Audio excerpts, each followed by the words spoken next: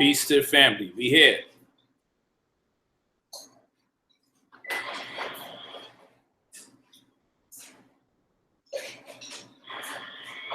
Peace to the family. We are in the building. Glad that y'all came out. We're gonna have some fun tonight. We're gonna have a debate. We're gonna start having debate nights on I Am Brother Polite. I hope you guys are interested in that. I certainly am. Tonight we may see vintage Brother Polite against the Hebrew Israelites. The Hebrew Israelites. We have the Guerrilla Hebrew, and we also have, who else? Brother Michael Edwards from the Hebrew Israelites. And I will be bringing in my brother Ankh. And we are gonna have a jolly old time tonight, aren't we?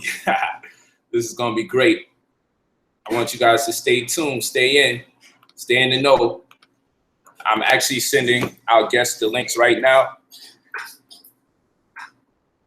so we can get to work in as real time as possible. Thank you all for being here. Means a whole lot. Means a whole lot. Let's get this thing going.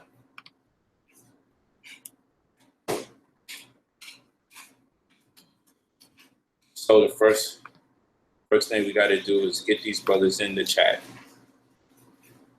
I want you to hold tight. I didn't know what to name this. And the reason why I didn't exactly know what to name this show is because we have a number of things we have to cover and it will not fit in the description. I didn't want to be undermining, but I said,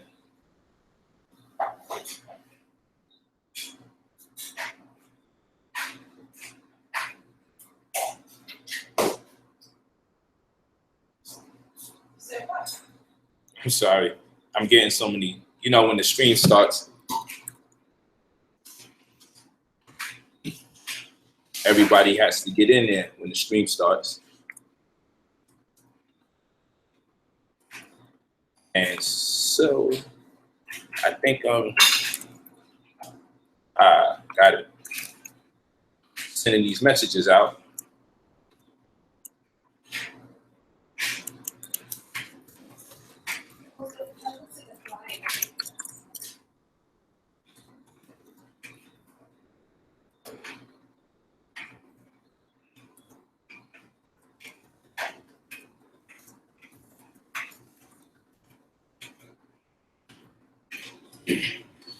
So what I'm going to do, I'm going to share the screen and give you guys a dosage of what we've been playing online.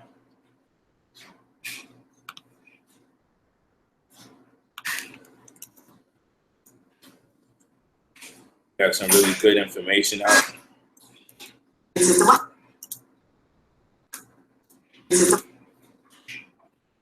I want you to sleep on us. Yeah, some real powerful information.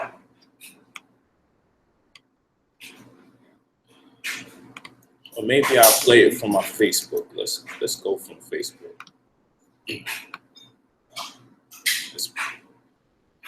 Well, first of all, I know what I need to do. I need to get you up to date with the current events. I'm gonna share the screen, family. I want you to take a look at these flyers.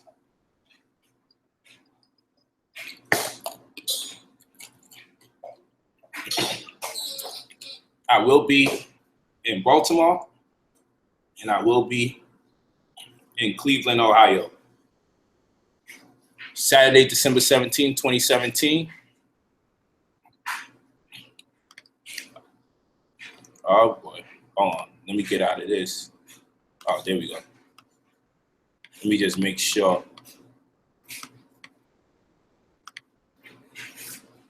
Let's do it again.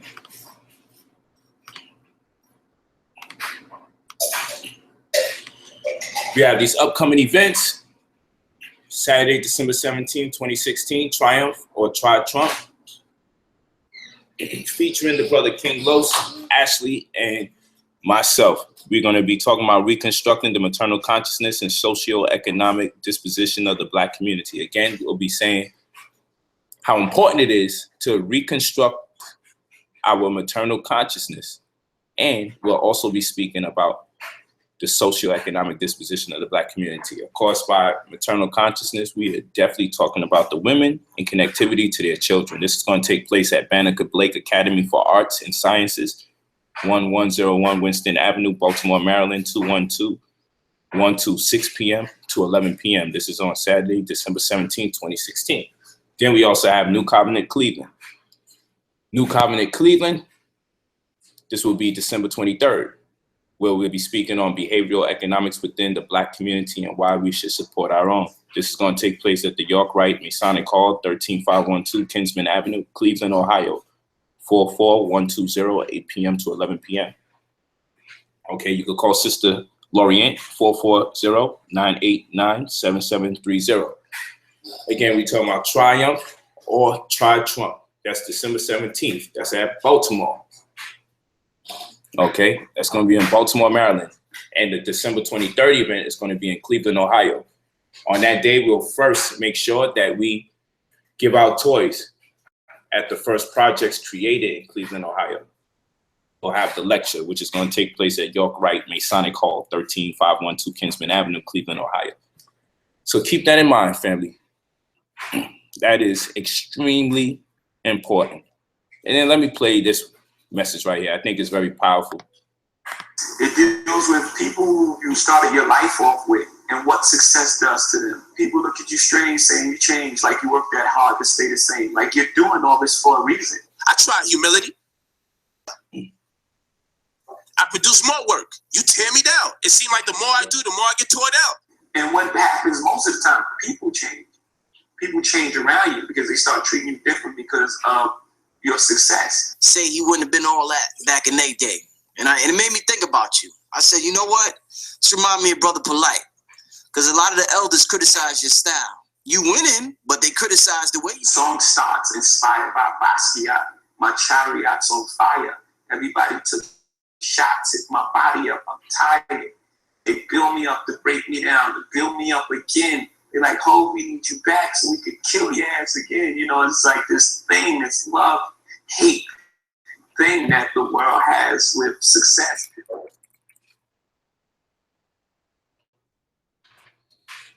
All right. And now I want y'all to take a look at this right here.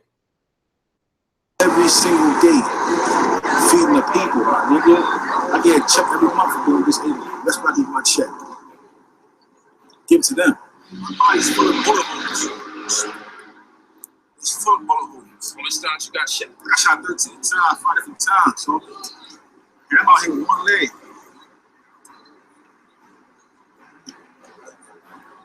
You need to tell me y'all can't help? Y'all can't do nothing? Are you serious? I got one leg to this shit, bro. Y'all here for people. Y'all can't go ahead and help? Fuck y'all, fuck your family. That's how I feel. Thanks. That's how I feel. And I'm gonna continue what I'm doing until I rest in peace. You know what I'm saying? I'm out here for people. I ain't out here for myself or get anything out of it. But guess what? I ain't get no good out of it.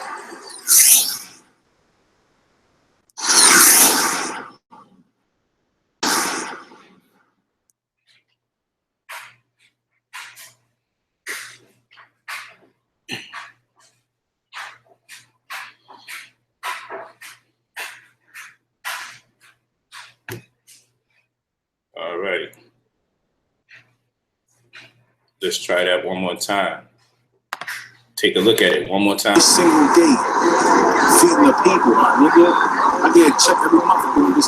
That's why I need my check. Give it to them. My body's full of bullet holes. It's full of bullet holes. How much times you got shot? I got shot 13 times, 5 different times, so. And I'm out here with one leg.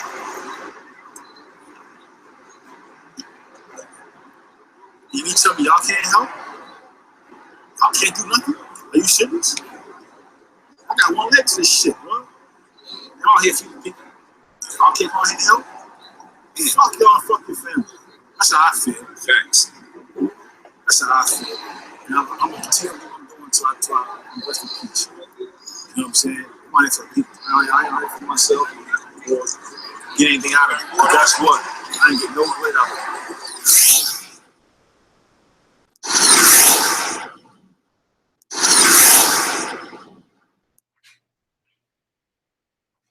That's what's up. Now,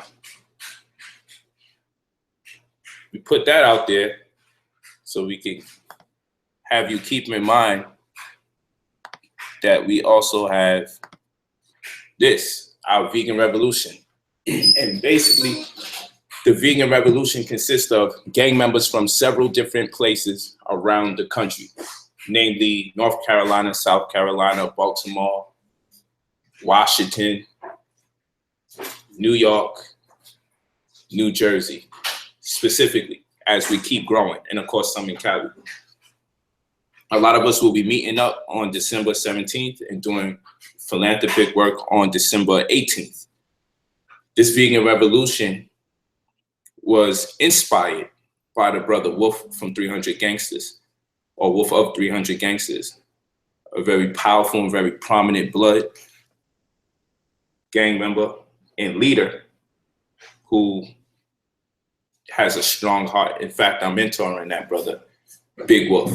So shout out to 300 Gangsters, shout out to my brother PFK Boom, who has raised the political consciousness of the hood and has demanded many results from people that have been voted and elected into office. We actually have a special video being uploaded tomorrow with the brother PFK Boom on I Am Brother Polite, which will be airing around noontime tomorrow. It's going to be very powerful. We have a very powerful video that'll be up. So what we've created was an opportunity for the revolutionaries of the community to organize with the gang members or members of gang culture to do humanitarian works in the community. And the reason being is we understand that disease kills Black people more than anyone or anything else, particularly diabetes and cancer in our community. And of course, HIV and AIDS. We know disease has been responsible for most of all of our deaths. And a lot of these diseases and deaths have been created in the offset of us eating foods that do not correspond with our DNA and just bad decision making as far as the foods that we consume. We also know that we have perpetuated or perpetrated genocide amongst and against each other. So violence has been killing us in our community as well. And in the interim of all those things transpiring, we understand that poverty is on a rise on account to us eating the wrong way. And in light of poverty, we tend to eat wrong as well, lacking the resources, lacking the revenue to be able to afford the lifestyle. And then in addition to that, we understand that eating foods that are not as good or high in nutritional value or not alkaline tends to make us more violent or more evasive and inconsistent in emotion, which in turn leads to violence. So we said, how can we limit the violence, address the poverty issue, and address the disease issue, since these three things are plaguing our community? And we feel we have more control and more say over those particular things. We have a say over us killing each other. We have a say over us eating certain foods or putting certain foods in our mouths. We have a say over our poverty disposition if we employ group economics. Look at the vegan revolution. We came up with that, where the revolutionaries will work side by side with members of gang culture. And what we would do is provide the healthiest food to the best of our ability and give that to the homeless. Of course, this mission, so we're providing food for the homeless and we're providing food for people of the lower income community. And in doing so, it strengthens the brotherhood of the brothers and sisters from gang culture and the divide amongst the revolutionaries and the members of gang culture. We all work together, and in seeing the promise that is given to us in the form of a countenance, that it reflects the smile of the person who receives the food. It's an experience that causes the brothers and sisters to bond, people that are even less fortunate than ourselves. It is bringing together our brothers from different states. It is causing us to really lock arms and take on the social ills that plague us all, that we have a certain amount of control over. So with that being said, we ask you all to contribute to the vegan revolution. As we're addressing poverty, we're addressing self-genocide, fratricidal wars that has been taking place in our community. We're addressing disease. So we're no longer banging on each other. We're banging on poverty and we're banging on disease. That's the vegan revolution. So all you have to do is go to GoFundMe, you click it, go to GoFundMe and type in vegan revolution. And it doesn't matter what you do, just do something, family. As long as you do something, beggars can't be choosers. That's what I was taught. Do your best to show love. And if you show love once, show love again when you get the opportunity. We need as much support as possible because it costs for the brothers to travel into town. It costs for the brothers to give away the food. And we want to give away the best food possible. And in order to do that, we do need some support because we buy the food, we give it away. That's it. We have to buy more food again right after that. We buy the food, we give it away. That's it. We have to buy more food again. Never mind the gas and the toll and everything it takes for all of us to unite in brotherhood so we could bring that spirit of brotherhood into other cities and set up a flagship for gang culture giving back into the community the way it was in its inception. So keep that in mind, family. Keep that in mind. It's a lot of love that we are sharing in the community. And again, Triumph for Try Trump. I'll be there in Baltimore, Saturday, December 17th, 2016. You can call the number 410-303-4120 for more information on tickets. If you need to buy tickets for this event, call us at 410-303-4120.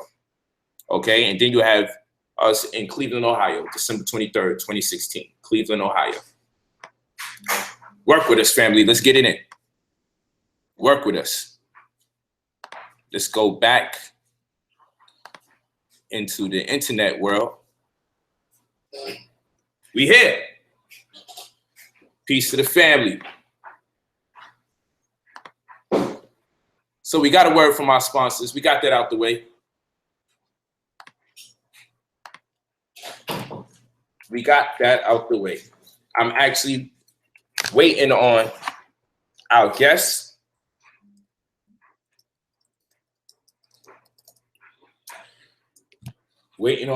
I told them to sign on for 6:30 because I was giving them grace in case they couldn't come in for 6 o'clock, which I was absolutely correct.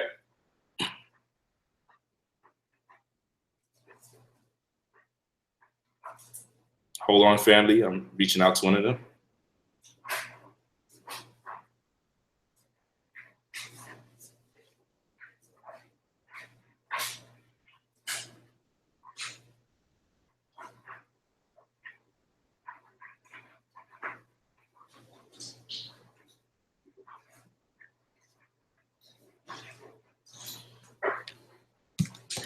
About to be on. We'll have some fun tonight, y'all. Are y'all ready for the debate? That's what I need to know. Let's see what's going on tonight.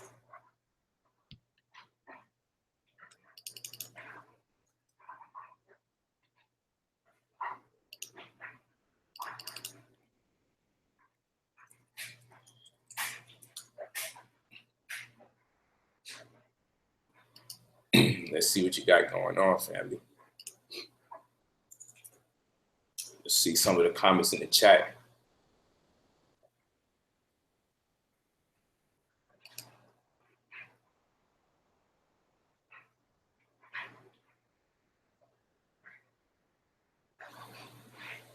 So don't forget.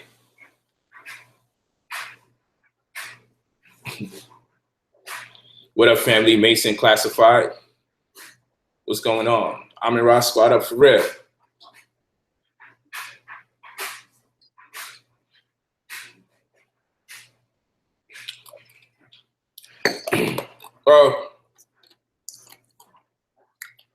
We might have two members from the Amin Ra squad come out.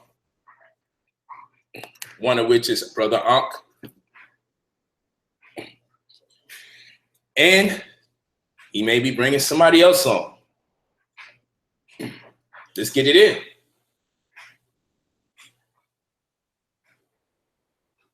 What recent events do you want me to talk about? I'm reading the comments. What up, chat room? That's right. Shotgun Charlie, what's good? hit me up at Facebook.com/Brother Polite. Hit me up right there. Baby girl, you can get me a tissue when you finish. Yeah, just want to make sure everything's crisp. Yes, sir. We about to go in. I just need to make sure. Quiet on the set.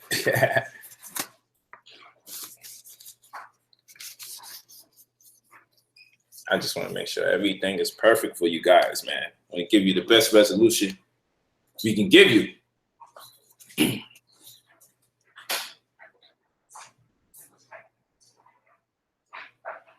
What's up with Soldier Boy? Shaking my head. Man, I don't want to say nothing about the brother before you do a video of me. pull that damn Drake out on me, man. I don't want to do nothing with that brother. You know, I actually like Soldier Boy too, man. I like his energy and his spirit. I always worry about the brother because he's doing good, man. He got money. He's doing real good. I always hope the best for the brother. I don't know how to wish the worst for people that made money from the Black community. If I see them do anything that looks like they may be endangering themselves, I always hope that they get out of that or somebody tells them something in real time. So yeah, my heart goes out to that brother. But he's young, man, and he's doing it.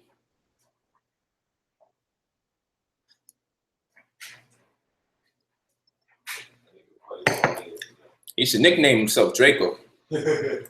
I mean, he is known for that Draco, man. He be pulling it out of expensive bags and shit. Like, that man is the man. I like him, yo. I like him. Yeah, Quavo, he put Quavo on, man. Yeah, he showed Quavo love, but you know, I don't know. There's always something that might be, there's things that go on that we don't know about as well. So I always reserve the right to believe people just not bugging the freak out for no reason. But 9 years ago, it's real. You think he bugging? Yeah, because it was in the text he was telling him too. They was texting each other. Yeah. So Quavo came out his face. So it was like, oh, you think Quavo's wrong? Yeah. Oh. Most definitely. Okay. So I Soldier Boy was on before all of niggas. He was coming for niggas on. That's a fact. Oh, we got some Quavo support. I love the Migos, man. Come on, man. Yeah, I mess with them too. I mess with them. I like them. I like all them parties, man. I just hope they get it together because eventually somebody got to get hurt. Eventually, there's a lot of videos that's been surfacing in the month of December, on the cusp of December, in November. Oh, this right here. I'm drinking some Alizé. Now I'm drinking some of that Easy Jesus. Nah. No, I'm drinking Martinelli's apple juice, man.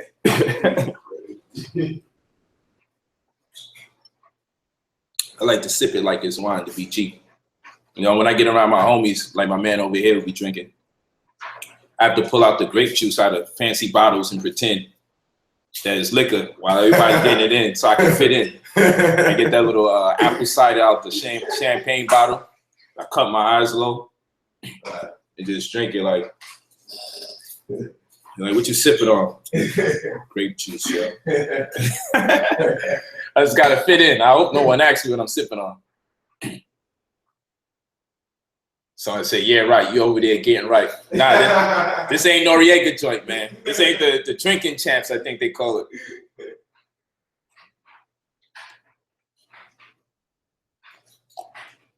About to do the conscious version, the drinking champs. Gonna have some ginger shots. Those is hard for people to take down. Tony Lauren, why people ask me about her? What's she been doing lately? Apple juice is pseudo. Man.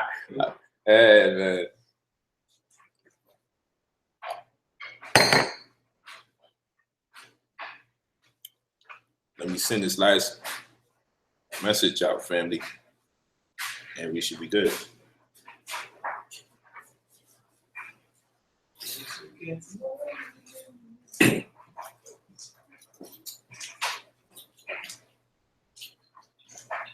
But we're gonna get this in, family. Now this guy sends me a new Sends me a new email. Let me send this thing out. Let me send this guy a new email. I'm sorry for the wait.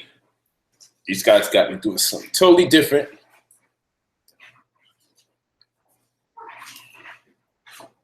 I got to rely on my guests.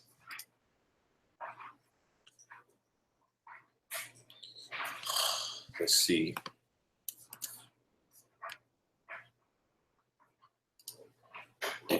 Mm-hmm.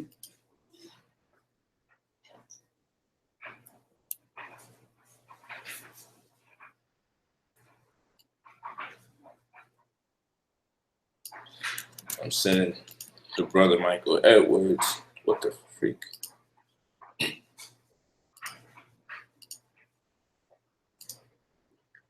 Send the brother Michael Edwards the link. He sends me a new email, fronting like he been sent me this email before.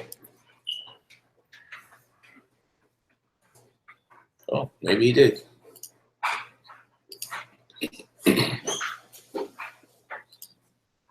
Guerrilla Hebrews in traffic, family. Brother Anka be on in a few. So far, so hood. Let's make the hood great again, family. Let's make the hood great again. That's our slogan. Go to that GoFundMe. Make sure you show your love, show your support.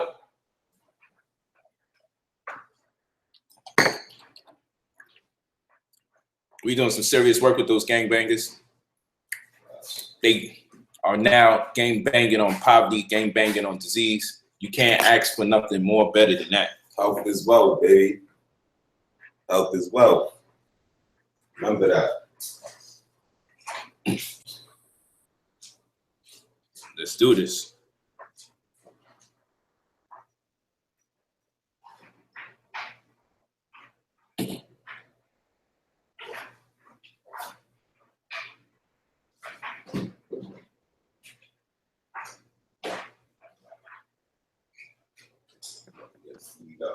Yo, Polite, is my screen sideways? Your screen is definitely sideways, brother. All right, hold on. Don't be looking at me sideways, man. All right, fix it. Uh-oh. I thought the Hebrews was running scared tonight, brother. I thought y'all tucked tail. You heard Uncle was going to be in the building. I said, man, let me find out you was bluffing. Well, it's all good. I said it. I told y'all. I said it for 6:30 for our guests to come in at 6:31. Not bad. Not bad at all. I know how to play these cards right.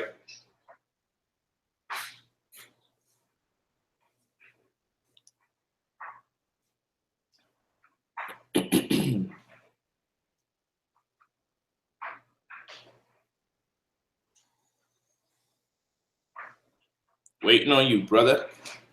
Michael Edwards.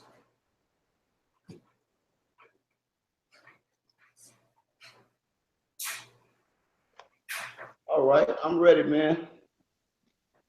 How about now? Is everything okay with the screen?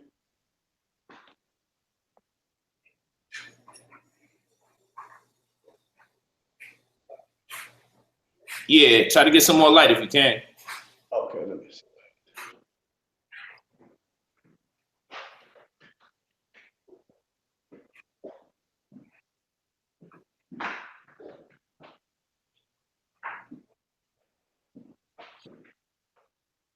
How about that?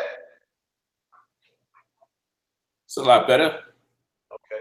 Look, I got a present to show you. Look what I got on my walls. Hold up. Uh-oh. Can you see that? What you doing with that on your wall? Why you doing that? I told you we lived in Egypt, Mitzrayim, for over 400-something years. This is our stuff too. Man, you Hebrews can't be claiming our stuff. You see that seal right there? It's a little old. Come on, stop jacking, man. Come on, man. Come on. I know, right? That's straight Egypt, man. Come on. Talk about his our stuff. Nah, man. Trouble tonight, brother. Come on, brother. Don't do that. Don't do that, bro. Stick to that holy book, man. Y'all got no pictures in that book. Yeah, where's your artwork? Where's the Hebrew artwork? Gotcha, you being slick now. Look. Yeah, that looks familiar. Where's the Hebrew artwork? It's all artifacts. Okay. Don't get caught slipping because I'll get playing.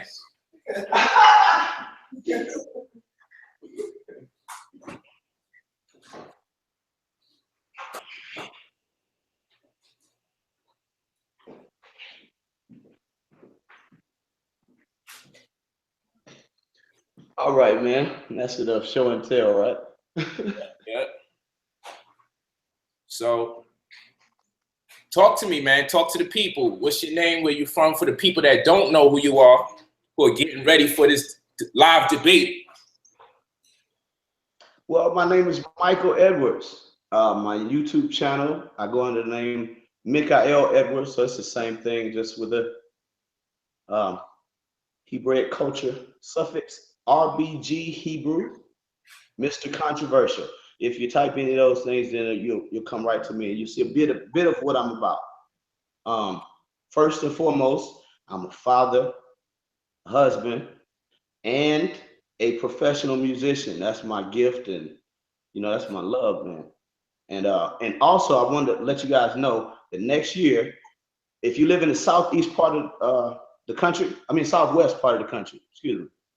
If you live in the southwest part of the country, I'll be offering a service of job placement for musicians. And I mean musicians of all type, rather it be live musicians.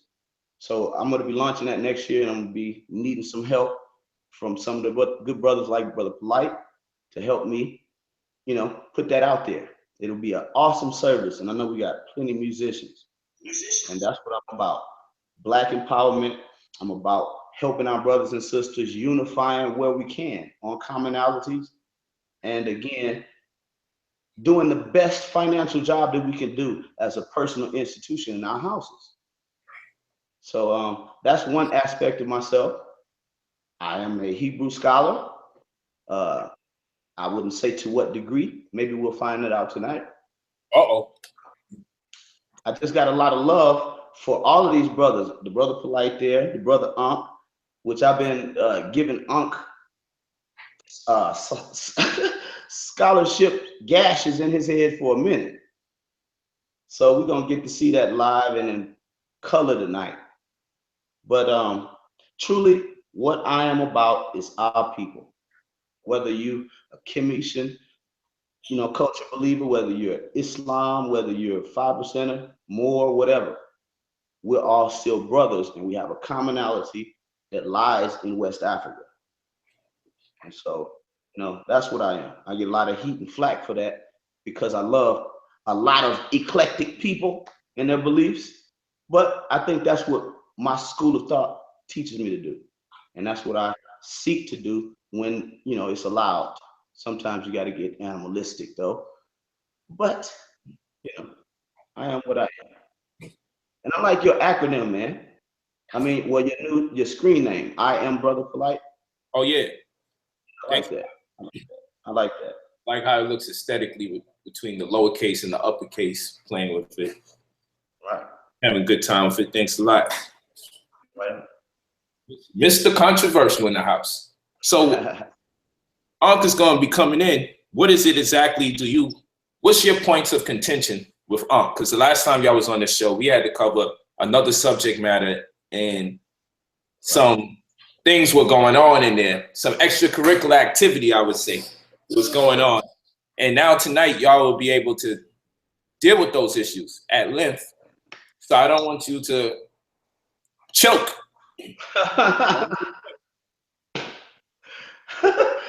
I've never choked in this 5.5 years that I've been doing public speaking. So not one time. So I would say I'm the Hebrew Mayweather. Yeah, Ankh has taken a lot of beatings from me, especially when I was doing the Hebrew War Machine thing, and I was helping the brother Nasi build that. And all of us built it together, whatever it was, the particular unity that brought us together. And there's some great friendships made out of that. But that's where me and Unc put things up right before Kemet on Trial. And I wanted to bring a lot of that tonight, not the things that were presented on Kemet on Trial, because as a private contributor to research for Kemet on Trial, I contributed a lot, but most of my things that I contributed didn't get brought to the fore because there was a little bit too much going on. So I wanted some answers. I got several questions, several hard questions, and I'm a Hebrew that studies science. I mean, I got the college curriculum books, biology, physiology, anthropology, and rest. And so I want to just not defame any tradition that we have, African, in any degree, but I want to answer or ask some hard questions that I felt like were never answered. Loves to dance, man. I mean, so we're going to see how well he danced tonight. We're going to make him do the Sandman Sims. In love, though. In love. In love. So, I want to ask you a question. Let us get ready to dance until these guys come in. I'm going to call and make sure I know where they at so we don't get too carried away. Absolutely. Yeah, these jerks in the chat, boy. Michael Noak and Michael Edwards, like they just exposed us somehow. Man, if the FBI would just give you guys a job already, y'all would be the happiest Negroes in the world. What a job. They would be the best. They would be. Yo, they would just give you a job. But you guys are just, what did they say? Underprepared? What's that? And you just don't have enough credentials. Niggas can't even spy right. You done expose yourself as a wannabe spy. Straight up. Damn, if they would just give you guys a gig, man. Shit, send them an email. It's ironic that you said that because a lot of our people, I was speaking on how to become an entrepreneur. It's easy as 1, 2, 3 on my channel the other day. Yeah. And I was talking about some of these, couch potatoes and YouTube trolls and these people that sit up and just try to make life hell for whoever they can. Yeah. You could turn into money for yourself, like brother said, you could become a federal agent, or you could learn how to maximize on your minimized time. You could sell your wasted time playing the Xbox. Teach somebody how to do it. Instead of coming here defaming black people that have your best interests at heart. That's what happened to all of our greats. You hating black devils and many white devils killed them. That's a fact. So contemplate that.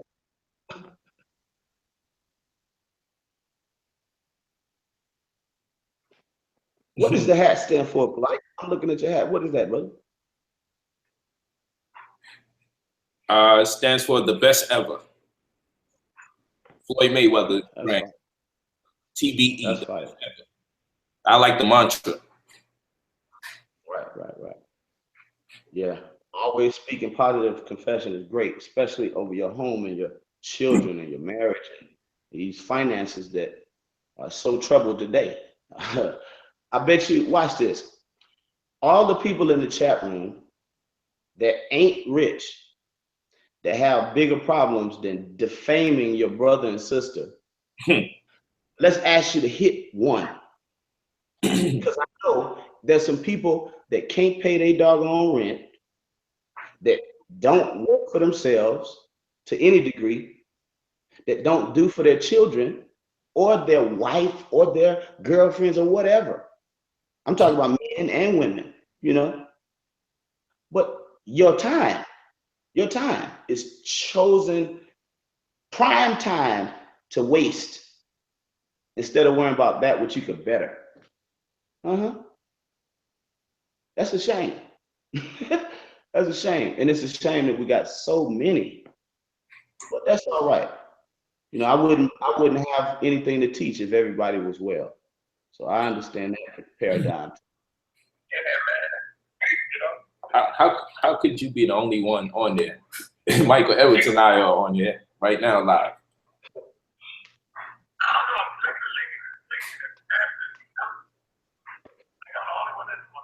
Let me see if I send you it again. You can't be in front of a computer right now? Yeah. Hold on.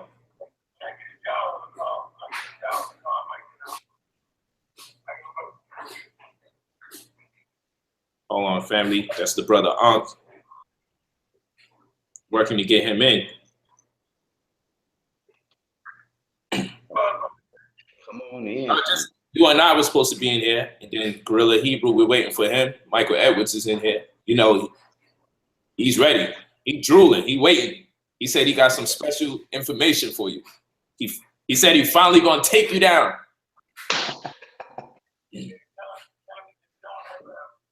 He said you've been doing that forever. Yeah, yeah.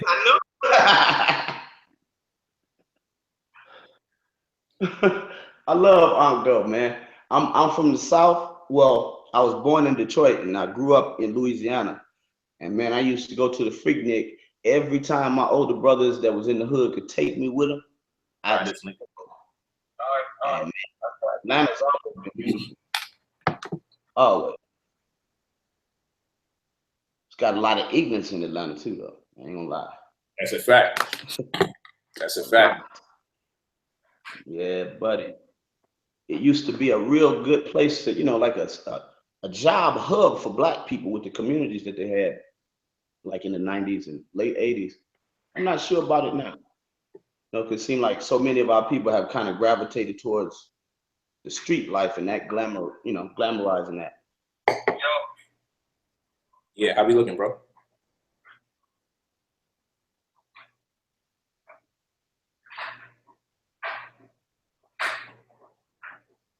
What do you think, like 10 minutes, 15 minutes? All right. All right, let's get it. We gonna buy time. Let's get it.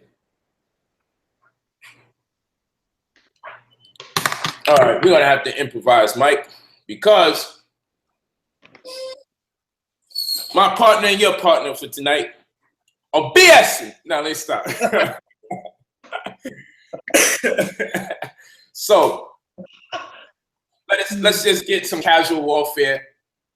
You know, I had some bombs for the brother, Taliban style. So I'm not going to give that to you. That belongs to him. So I'm a freestyle. I'm going to spit a hot 16 for you. And we're going to get down to the nitty gritty. Let's do it. For this Bible. Let's let the action begin. This is what the people want to see anyway. I was trying to save this for later so we could do a main event. You know what I'm saying? But let's just give them a little something. Because they haven't really seen us go to war, because whenever we got involved, we normally had to make light of a situation, right, or I had to work you into the side of the channel. Right. Because at that time, I used to hang up on your ass every time. I know. I say you took a lot of heat from me. Took a lot of heat. You feel me? You brother said, you remember he said, that's a nigga, Polite. Don't talk to him. So I want to have a powerful conversation rooted in common sense. I wanted to call it common sense versus the Bible.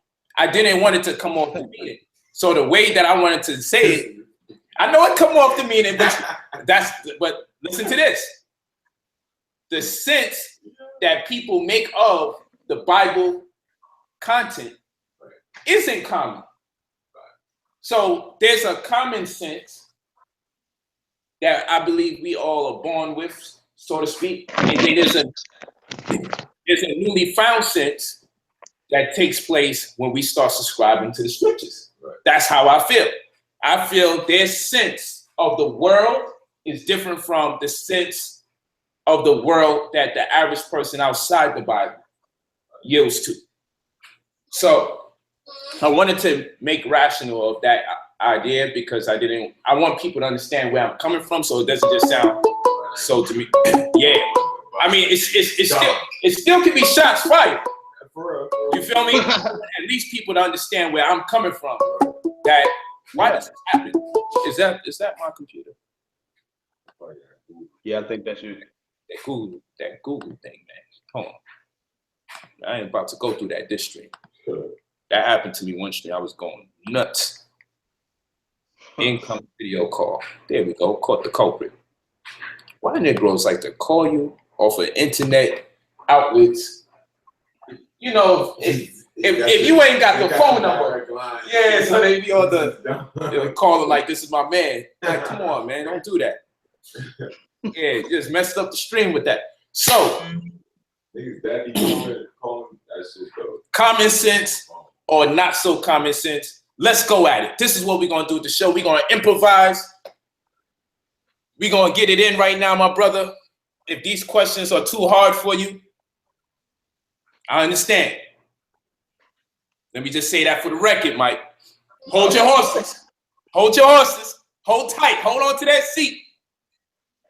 Here's the first question. How you know God exists? When did you find out he existed? Beautiful question. My idea of God and the makeup of God is, I don't want to discuss that, but like you said, how do I know that God exists? You're already losing, Mike. You're already going down, Mike. You coming out the gate shaky. Damn, homie. You're coming out the gate shaky, Mike. Yeah, homie. Go ahead, Mike. All right. I'm going to get observational science. Observational, rooted in vision and all of your senses, right? To document an observation. Doesn't even have to be a right observation, but just simply observational science. Jesus Christ, or the man known as Jesus Christ in the Bible, speaks to a man concerning his lack of faith or lack of belief. And Jesus Christ tells him basic African tradition, because when we look at Geb, Shu, and Nut, we're looking at 3 prime factors of creation. Those same 3 prime factors are a part of the Torah, and even this, what the man so-called Jesus brought out. The man says to, I believe, Nicodemus, he says, well, the man asked him, how are you born again? A question similar to what you said. And Jesus Christ answers him and says, are you not a teacher in Israel? And should you not, or do you not know these things? He goes on to say, look at the tree and the leaves and the wind. He says, you know not where it comes from or goes, but we see its effect. This is basic observational science. I mean, it's even more basic than the essentials of anthropology and physiology. Observational science has to do with a prime testimony. Absolute truth. When you see the wind in the trees, you have to testify that that invisible force is there. So, now, okay. B-clause question. Here's the answer. I know God exists because I have tried God. The Bible declares that you should try the Spirit of God by the spirits, plural, to see whether it be from God. And when I tell you, my son has a scholarship that I prayed for when I first, him and his mother conceived him. I have never been through, any jail time and slavery and none of those things. And I'm telling you, even myself, I grew up in Detroit, Michigan, in the heart of hell, and I'm still here. I did a lot of living in Louisiana during the time when it was 10 years straight, the murder capital of the world. I'm gonna wind it up. I live in California in a place where I can walk down the street 2 blocks. And brothers, right now at this time, you can't see nothing but this. And maybe their hands. And I'm saying, when God has shown me that I couldn't do the impossible things that were done for me, and you look back at those things as a moment instead of something that killed you, that's observational science made plain and clear. My life is a testimony that God is real, along with all of the cosmos. They all testify to an intelligence. All right. I'm treading on thin waters right here, because once people start bringing in their family, I have to walk around that, because I don't want to say anything in disgrace in light of the fact that you incorporated such a very personal part of your experience with God to your family. So what I will do, so I can raise hell properly, is ask you, do you accredit the good that transpires in your life to God? And there's a reason I'm asking the question, so I just need to know that. Do you accredit the good, like God is good? Yes, all the time. That's what they be saying, right? Do you accredit the good that takes place in your life as a phenomenon of God? I do. Now, that's perfect. That's perfect. 10 words. That's perfect. Hold on now. That's perfect. So this is what I need. Now, this is important stuff, because I need you to understand how I'm wired so we can really put this thing together. Now, there is a murderer in the Black community. Not only does he murder, he also is a pedophile. Not only is he a pedophile, he's also a rapist of the Black woman. Maybe he may be 2 out of 3. Maybe he's only 1 out of 3. Maybe he's 3 out of 3. Whichever one is the most practical for you, take that one. And now what I will say is this. He's about to cross the street, and someone such as yourself that accredits God for all the good things that take place says, hold on, stop. And he realizes, damn, I would have got hit by a car had Michael Edwards not hold me back. Did God just save him because that was an act of good?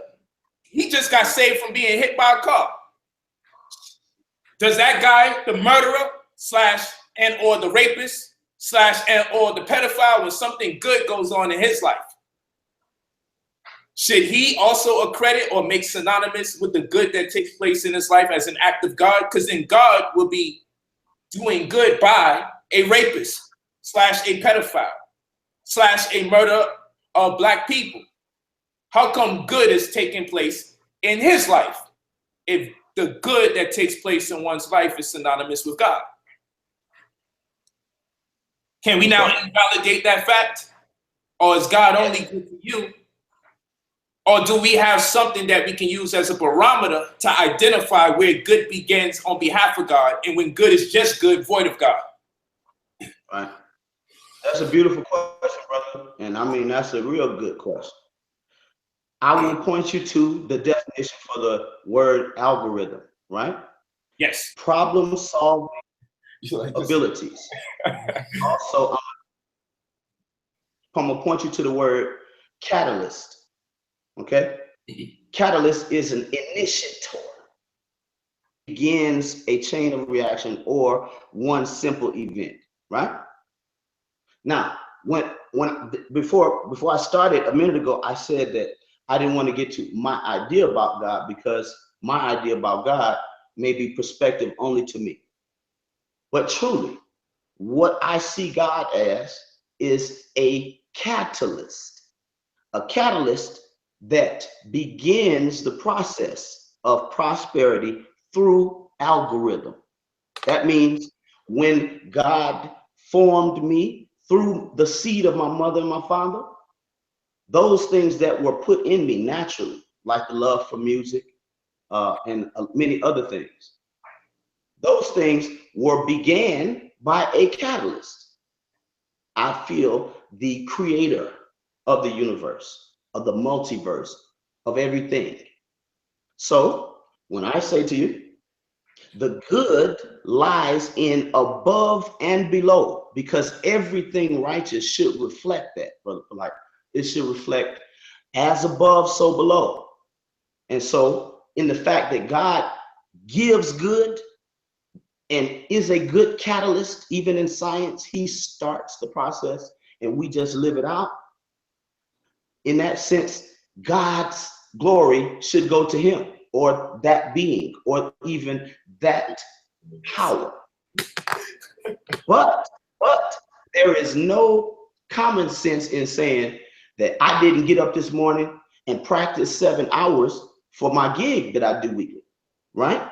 And the Bible even tells us that. It says that a man that does not work is not worthy of his hire, right? It even says that even the ox that treads the corn, it shouldn't be muzzled. And so even those things are a testimony to a duality, Brother Polite, a goodness initiatory catalyst through that which is God, the creator, and then man meeting that catalyst with deeds. The book of James says faith without works is dead. Now, this is what I'm going to say. I don't really feel satisfied with that answer, but I'll live with it so I could go on to the next conversation. But we're going to come back to it. Okay. We definitely need to. There's Isaiah chapter 45, verse 7.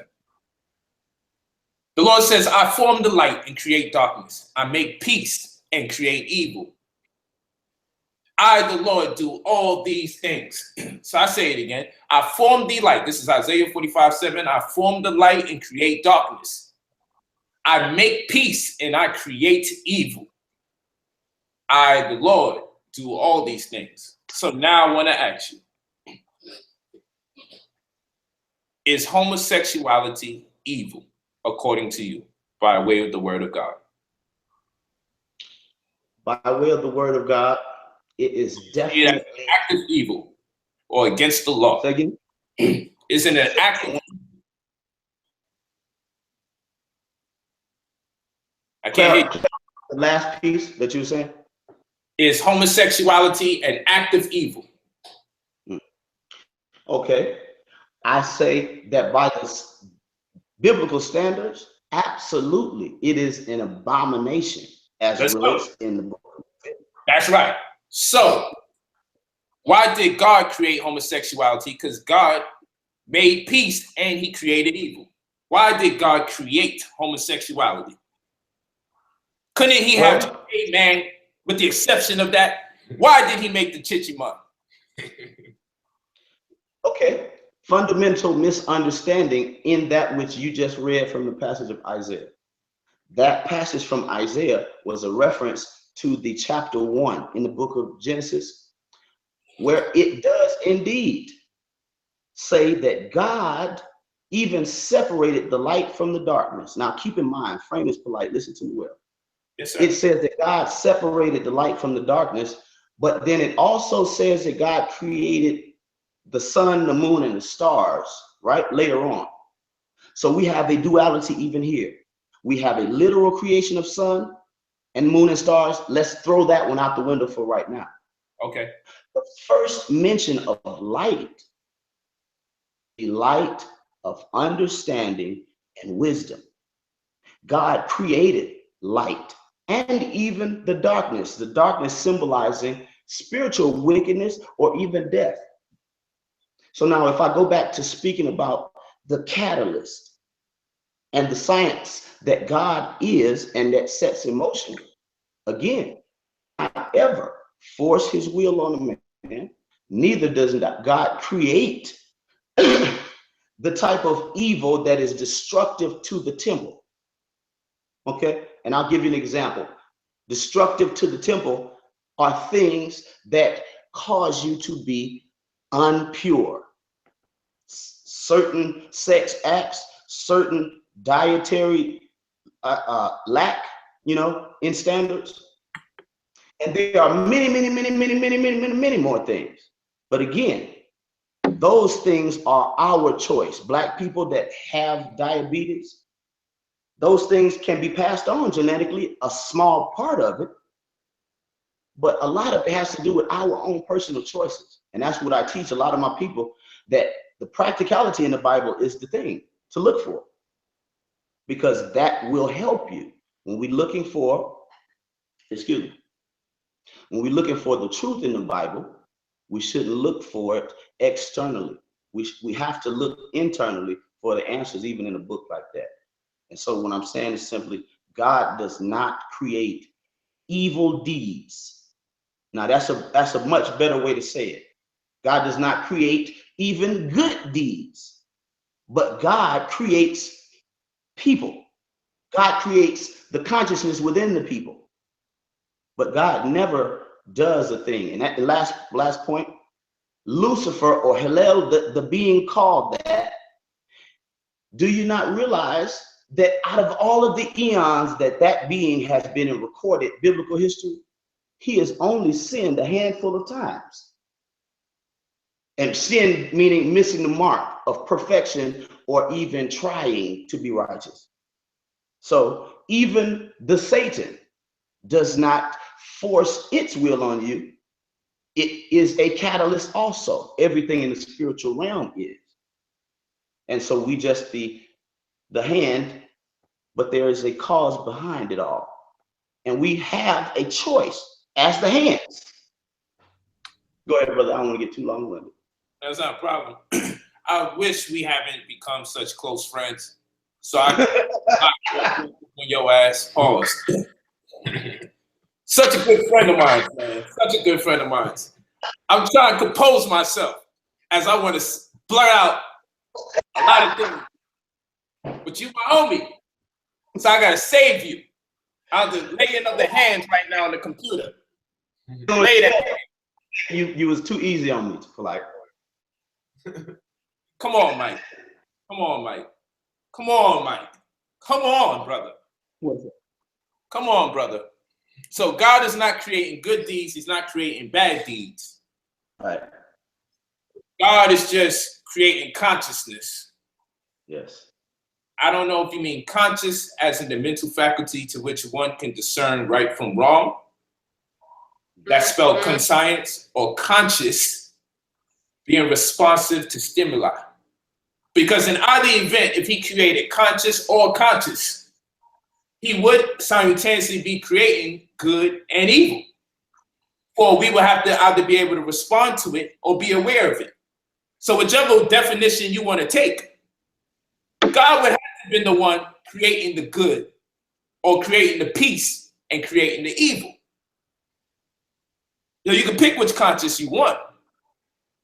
Well, he doesn't do that active evil. He doesn't do the good deed either. I get it, but he still created the incentive. He still created the drive. He still created the temptation. People say God tests us all the time. You feel me? Is he only giving us good tests? Or he's also giving us tests to be wicked? Sometimes I look at it, most times I look at it like the devil is more God and God is more the devil. And I know that sounds like wickedness to a lot of people out there. But God seemed like he body all the people. He's pushing wigs back. He's flooding the place. He's setting things ablaze. He's saying, hey, let me see if you're going to sacrifice your son. Never mind. You was about to do it. Chill. Now your son got to walk around on, damn, the big homie was actually about to sacrifice me. You feel what I'm saying? But the devil all the while, he just whispers and merely and then we merely hearken to the call, like it says in the Quran, which is where I agree with you that according to biblical scripture, the devil only sinned a few times for what it's worth. I agree with you on that matter. Which now I gotta wonder, was God lying a lot of times? Because the devil gets to go around and do what he want to do. How come the devil has so much power, my brother? What is wrong with someone saying, you know what, the devil's God and God is the devil? What's wrong with that? Well, maybe we've just been lied to. Maybe these beings exist. Because if I believed in the Bible, I would believe the devil was God. That's what I would believe. And I would believe God is the devil. Because it seemed like the devil going around trying to wake people up and God keep banging on him. He's like, yo, the day you eat of that tree there, yo, you should know good from evil. Explain that to me. The devil goes to the first people on the planet in the garden. And he says, I just want you to know. Who says this? I just want you to know that the day that you eat from that tree, that ye shall know good from evil. You feel me? Right. What is wrong with that? What is wrong with knowing good from evil? What is that about, Michael? Because I don't want to take it out of context. This is your scripture. Okay. I'm going to humble myself. I need you to tell me what was so wrong about learning good from evil. And then she had the apple figuratively, and now her eyes was truly open. What's wrong with that? What is all of that about? I don't want to jump to conclusions. But once you give me an answer, then I can start working. Okay. Well, the first thing that's wrong with that, Brother Polite, is you misquoted it. No doubt. Tell me.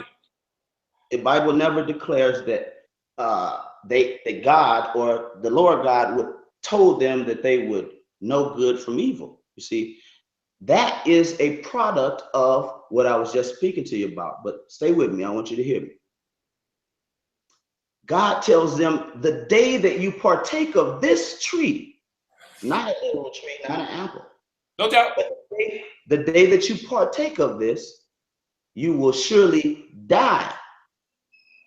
Okay. Now, this is not, again, we have to frame it in the Aramaic structure that the Bible is written in, the Old Testament or Torah. Again, I just told you an allegory, or a summary, a literal example, and then an idiomatic example before.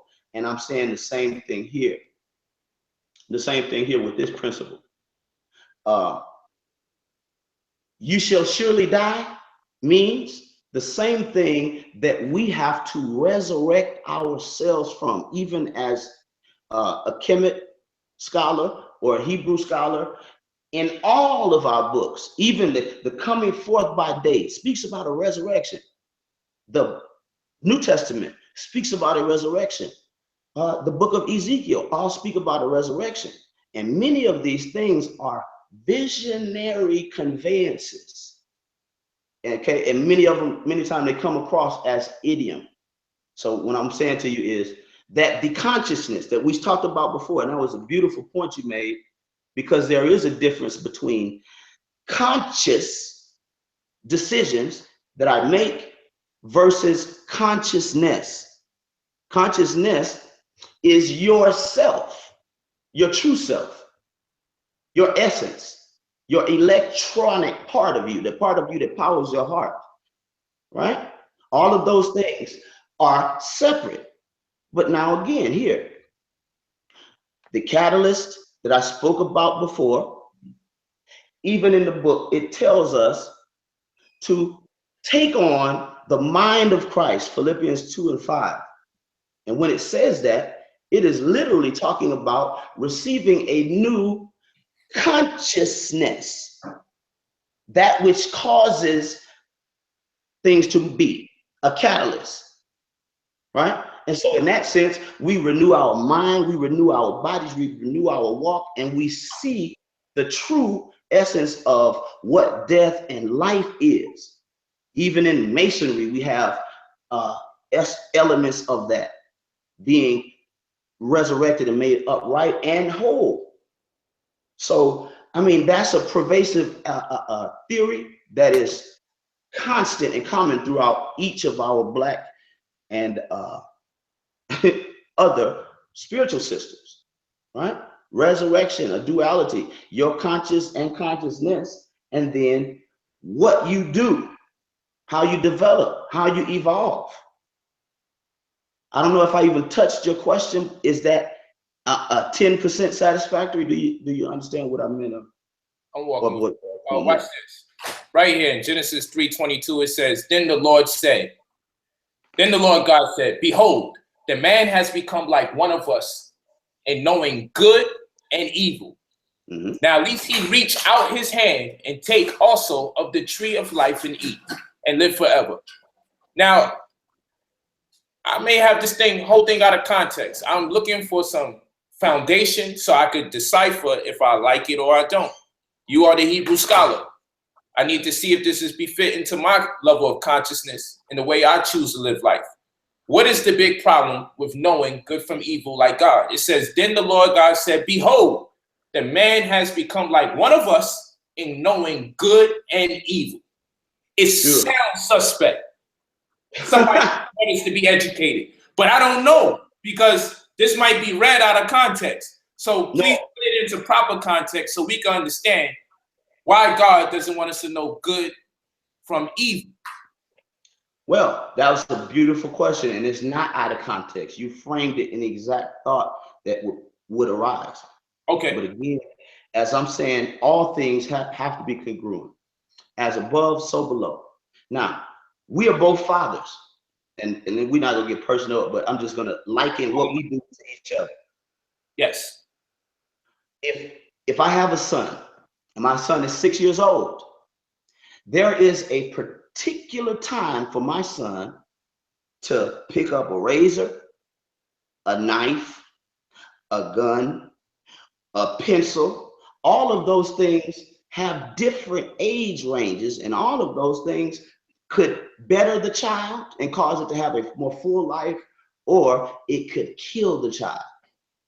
Taking point, the gun, right?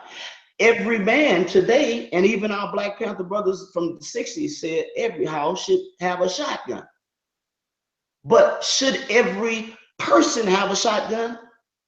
The babies? No. But there will be a time when they will need a shotgun, a razor, you see, a knife, or all of these things that may not be appropriate at that time. Now, why is that so important to Genesis? Well, we're talking about a fresh creation. We're talking about new babies, not babies coming through the womb, because I don't believe that's how the first humans were created. There was no womb. And I have to believe that the man and the woman was formed. And so, because I'm saying that, hold on, Polite. This crazy computer to pop up. Sorry about that. And so I'm saying that that's Hillel right there. Okay. Now, all I'm simply saying is that these two beings called Adam and Hawa, these people are new to the planet, new to this galaxy, this solar system, but they are related to be created as fully formed individuals, not birthed, but still up here. Look at the Neanderthal, we can understand how fully formed beings cannot be ready for things that, you know, are for a mature and seasoned and sane person. And so in a true sense, because we love our children, you're a great father. I mean, exceptional, brother. But there are things that are not appropriate to teach your daughter, to even speak about around your daughter, and definitely nothing to hand her, you know, like a taser or something that, you know, all young ladies may need later on. And so that's what I'm suggesting here.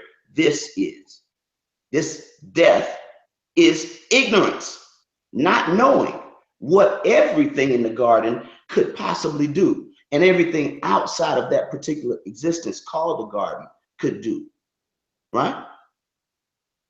So you understand, there's a time, what I'm saying is, as Solomon said, there's a time and place for everything under the sun, and this is what this verse portrays.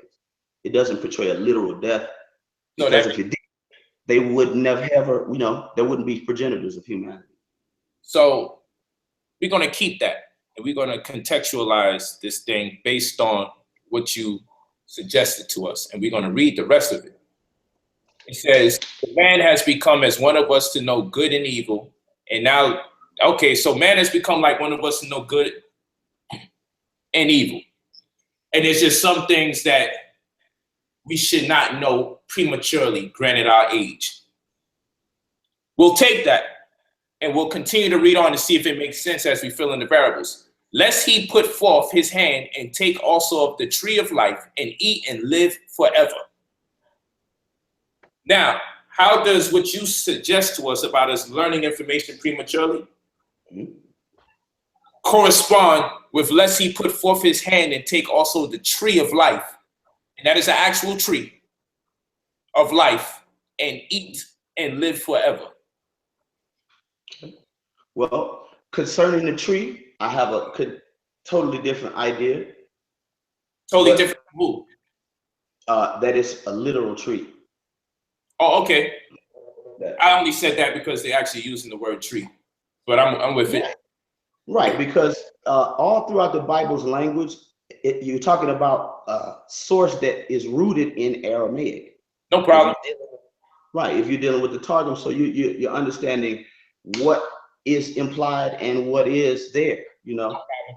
Let's figure this thing out. So we're talking about, lest he put forth his hand and take also of the tree of life and eat and live forever. How does that connect to us learning information prematurely because we wasn't alive long enough? How does that connect with this tree of life? Okay. I would liken this living forever existence to, let's frame it in the idea of Idi Amin. Okay, I know that's like, what the hell? Idi Amin?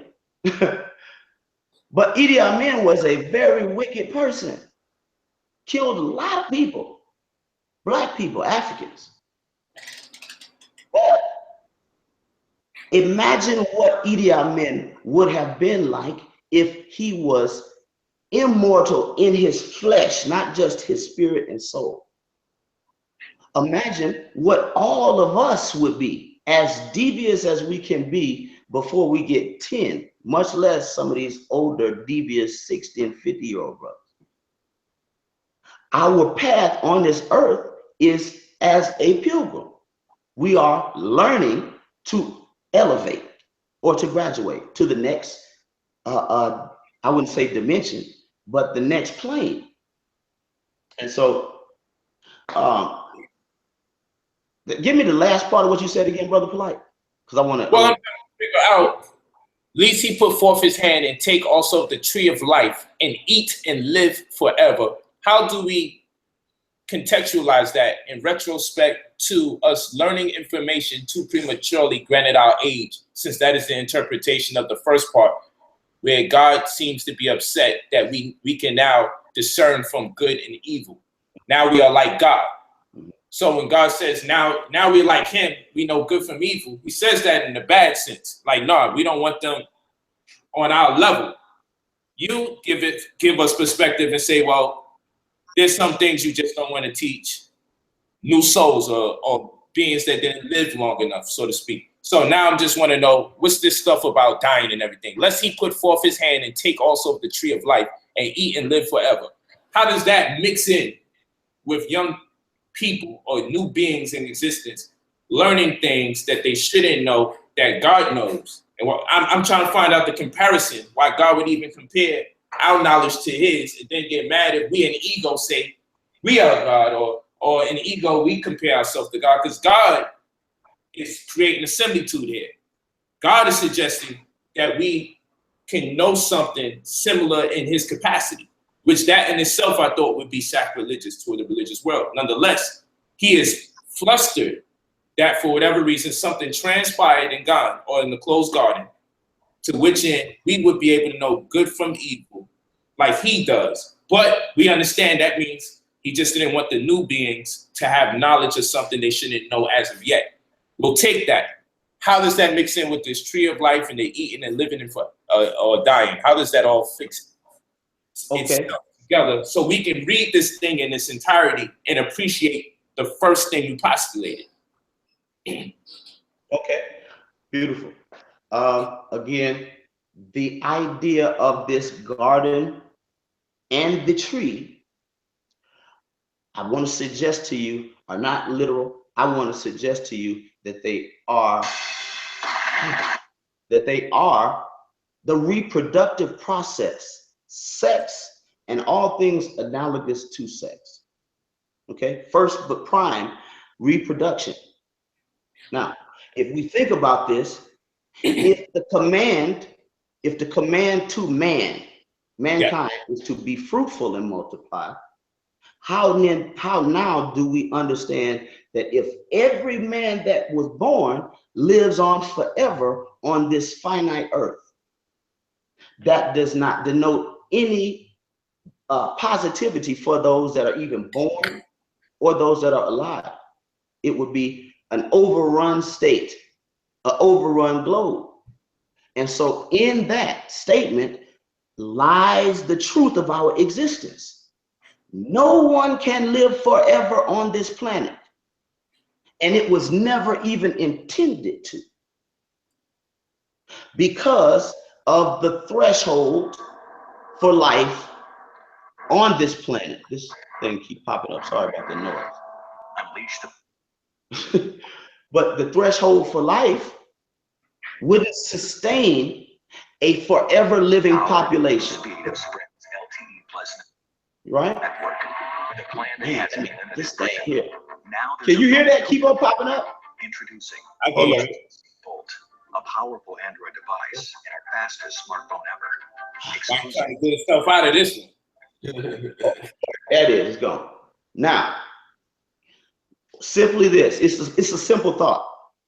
And white people do it today, but they're doing it through eugenics and social evolution and engineering. They're trying to kill us. Hold up, man, I'm gonna have to cut this off. Trying to kill us through eugenics. Those things that even shorten our lifespan under the time that we're normally supposed to live healthily at 80 or even up to 100 years for us African descendants. So what I'm saying is simply this, brother. That statement, taking it at its face value, sounds horrible. But when you bear it out to its least implication, it makes all the sense in the world, being that, again, God commanded us to reproduce and be fruitful and multiply, and then what? Subdue the earth. But in an overrun earth, there is too much death, there's too much disease, there's too much doo-doo, there's too much oxygen, the fruit will grow up too big if there's too many, you understand, animals defecating. And so I'm saying to you this, simply God is talking about what we do as common sense, even in our homes. Even in our homes, we don't overpopulate our homes. We don't live above our means. And this is a natural teaching. This is not a doctrinal teaching. It's rooted in nature. Brother Mike. Yes, sir. You know I don't believe in this God stuff. I need you to really come with your best work. I need you to come with your best work right now. And this is what I want to ask you, my brother, because Guerrilla Hebrew's about to come in the building. And then I can launch on him. Because you have immunity, and it's pissing me off. Nah.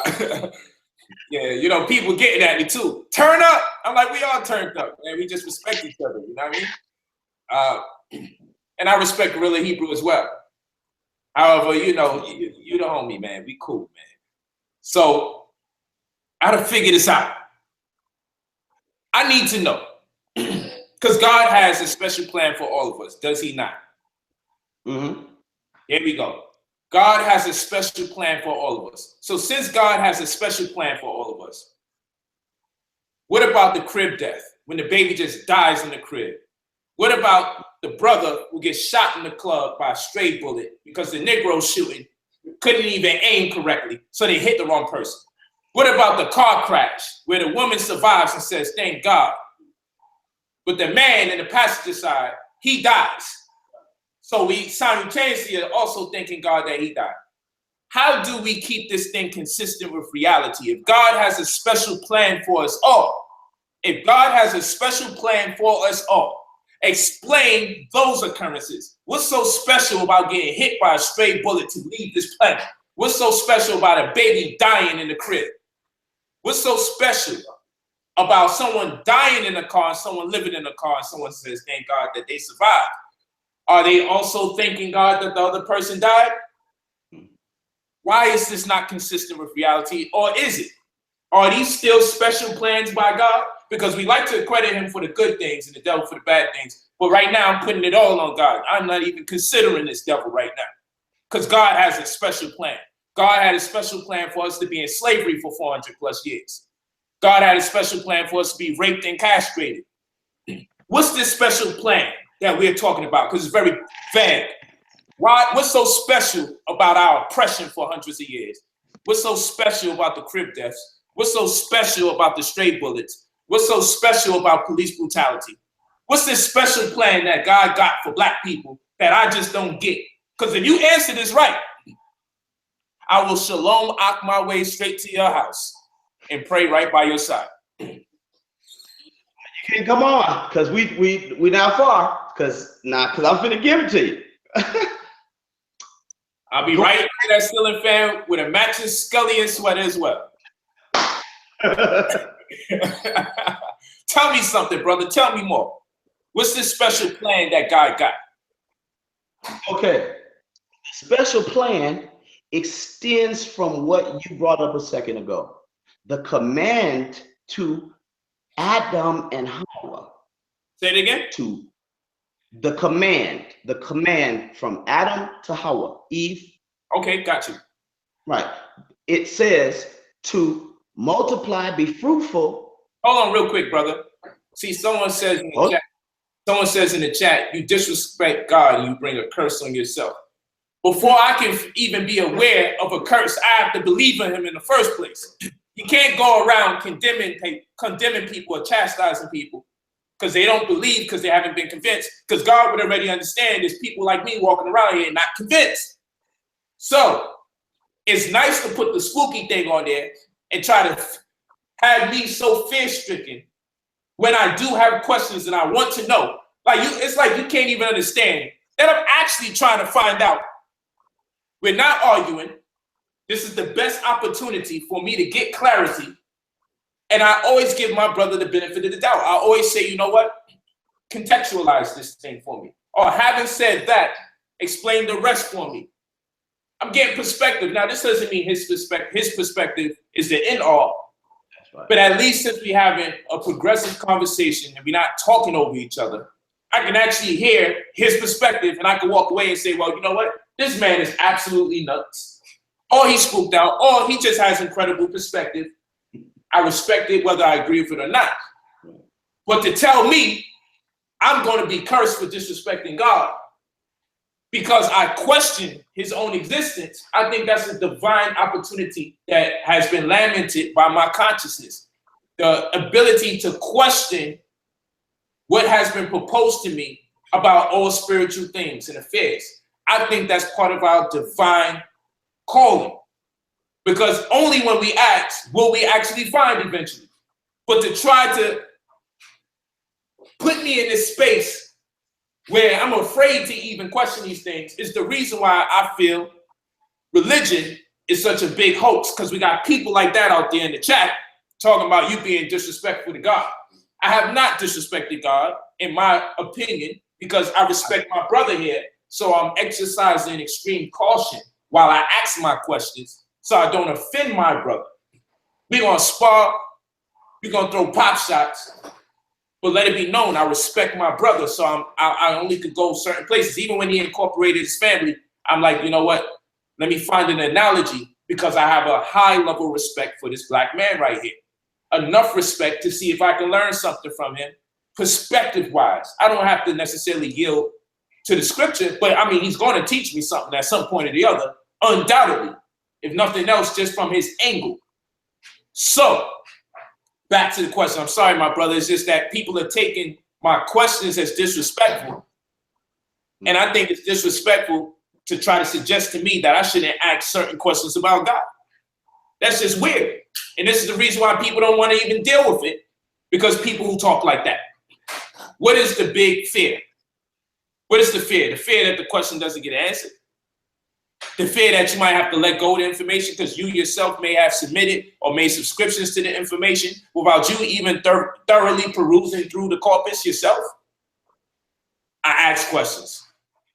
That's all I know to do. And people, I'm notoriously known throughout the community for asking questions. And people get pissed off with me. But the only reason a man asks his questions is either one, to antagonize somebody, or two, to learn.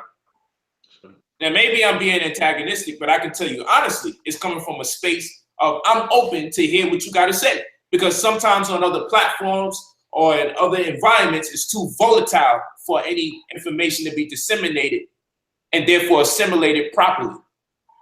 I think we're on a pretty neutral ground here as far as energy is concerned. And there's a great opportunity for people to hear this exchange and definitively conclude what is suffice for them to subscribe to. That's what this is for right now. Listen to me, listen to him. Take this conversation and see if it edifies you. Take what you need from it, from both sides, and do something with yourself. That's why we're having this conversation. I'm not having this conversation for your ego to think that I'm just trying to attack you, anonymous figure in the chat room. Go ahead, my brother. Do what you gotta do. I agree 100%, brother. I agree 100%. And I often say to the people that do that, those are the fearful ones. Those are the ones that don't win anything but themselves, right? The Bible tells us to go to the hard places. The Bible don't tell you to sit in your home and wait for people to come to you so that you can share the goodness of God or the word of God, you know? So I love my eclectic friends and the brothers that even hate what I believe. I respect that because I understand why they hate it. Because a lot of it has been mistaught and misrepresented. So I dig what you're saying 100%. But to answer the question, the answer lies in the scripture that you brought up earlier, and everything that is the truth about these things, spiritual things, remain in the Torah. The Bible says that one of the first commands, again, is to be fruitful, multiply, replenish the earth, and subdue it. Now, to subdue it, all of that has to do with even keeping it. Adam's point to be created, to keep the garden and dress it, to till the ground and do all of those things and be a progenitor so that life can be supported by this planet. But watch this, Brother Polite. You nor I never created the conditions or the catalyst for most of the ills in the Black community. Number one, we're here away from our native place. But let's talk about our native place as relates to this question. When I look at the UNICEF commercials and I see the little flies in the baby's eyes and they're going in the baby's mouth and nose and all of that stuff, that shit breaks my heart. But it doesn't make me question God. You know what? Why and what it makes me question? I don't question God because I know the first command to man to keep this earth, number one, so that it can produce for you. But then the other aspect of it is the fact that hey, let me just say what's up to Guerrilla. what's up? Peace, King. The Guerrilla Hebrew rap. Shalom, what's going on, everybody? So it's about to be turned up here. Hold on. It's about to be turned up. Uh-oh. All right. Here's the answer to the rest of the question. When we look at all of those things, we must take what is called responsibility. Responsibility for that which we create, even in our own houses, and even the pain that we create away from our nation, right? We cause the hoarding of resources in our planet. Us, humanity collective, white devils and black devils, the righteous and the unrighteous. We starve those in Africa. We turn our backs on them. But again, as I explained the purpose of God, God is a catalyst, a creator. God is not a human. The human has a responsibility, not just to himself, his family, and the God, but the human has a responsibility to this earth. And that's another commonality between the Kemet teachings and what the Bible truly conveys. A real true love for all three of those sources so that this earth and all of the inhabitants can be sufficient. But today, we may want to blame God for the gangbanging. But again, God doesn't grow guns and clips and bullets. Neither does God grow animals and gangbangers and dope dealers and prostitutes and whores and the rest. We do that. And in doing that, we breach the fundamental commandment to replenish, because we still got black women today being suckered in by Planned Parenthood, destroying their temple and destroying another spirit and soul coming to a temple. We do those things. We let Margaret Sanger continue in our communities with the eugenics and the rape and murder and molestation of our youth. We do that. And so that's a hard answer, but that's the truth. Because the truth of you bearing the image of God is truly accountable. The Bible says that Adam was created in the image of Elohim. That's great. But we have to bear that image, and we can't point at what we have done to the earth. I used to live in Louisiana. I'm gonna close on this one. I used to live in Louisiana, and all of them oil spills. There's black oil tycoons, there's white oil tycoons, there's Chinese ones, and everybody. Every race of this world has raped the earth. And by default, rape the inhabitants of the earth, those that are in the lower income structures or those that are not. But the Bible says, last statement, the poor you have with you always. But the reality is, what are we going to do about it? God doesn't create those things. We create them. God only created us. So, here we go. Blame the victim. That's how I feel about your sentiment. Don't blame the guy who created a system that can be corrupted. Because in any other event, we'll say, the system is bad, brother. Don't participate in the system, brother. You can't be part of the system because it's already corrupt. You Negroes want to be politicians, or you guys want to vote, but the system's corrupt. But when God has a system, all of a sudden, blame the people that are supposed to abide by the system. Don't blame the creator of the system. So again, I say, I don't know if I can blame the system for the crib death. I don't know if I could blame the system for the homosexuality. I don't know. If God is in the equation, I have to credit God to all those undertakings. I have to credit God for our hundreds of years of oppression. I have to say that's on God. I have to credit God for us being mutilated. That's to say being castrated. Okay? That's to say being raped, robbed, and pillaged. I have to credit God for that. I'll have to credit him for every plague,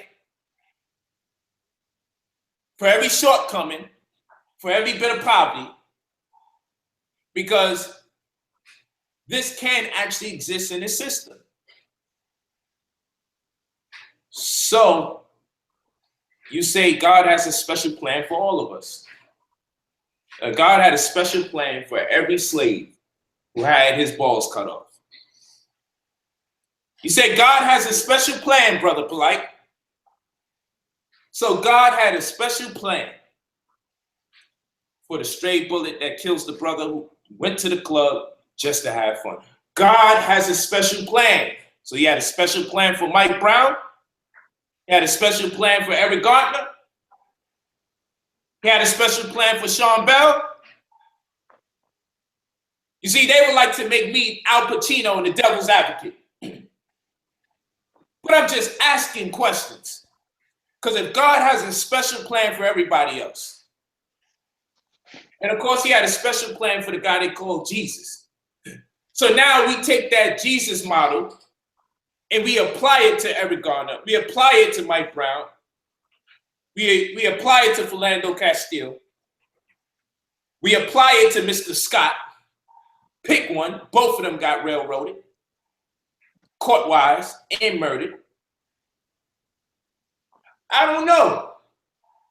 It sounds suspect to me that we would not accredit God for those undertakings.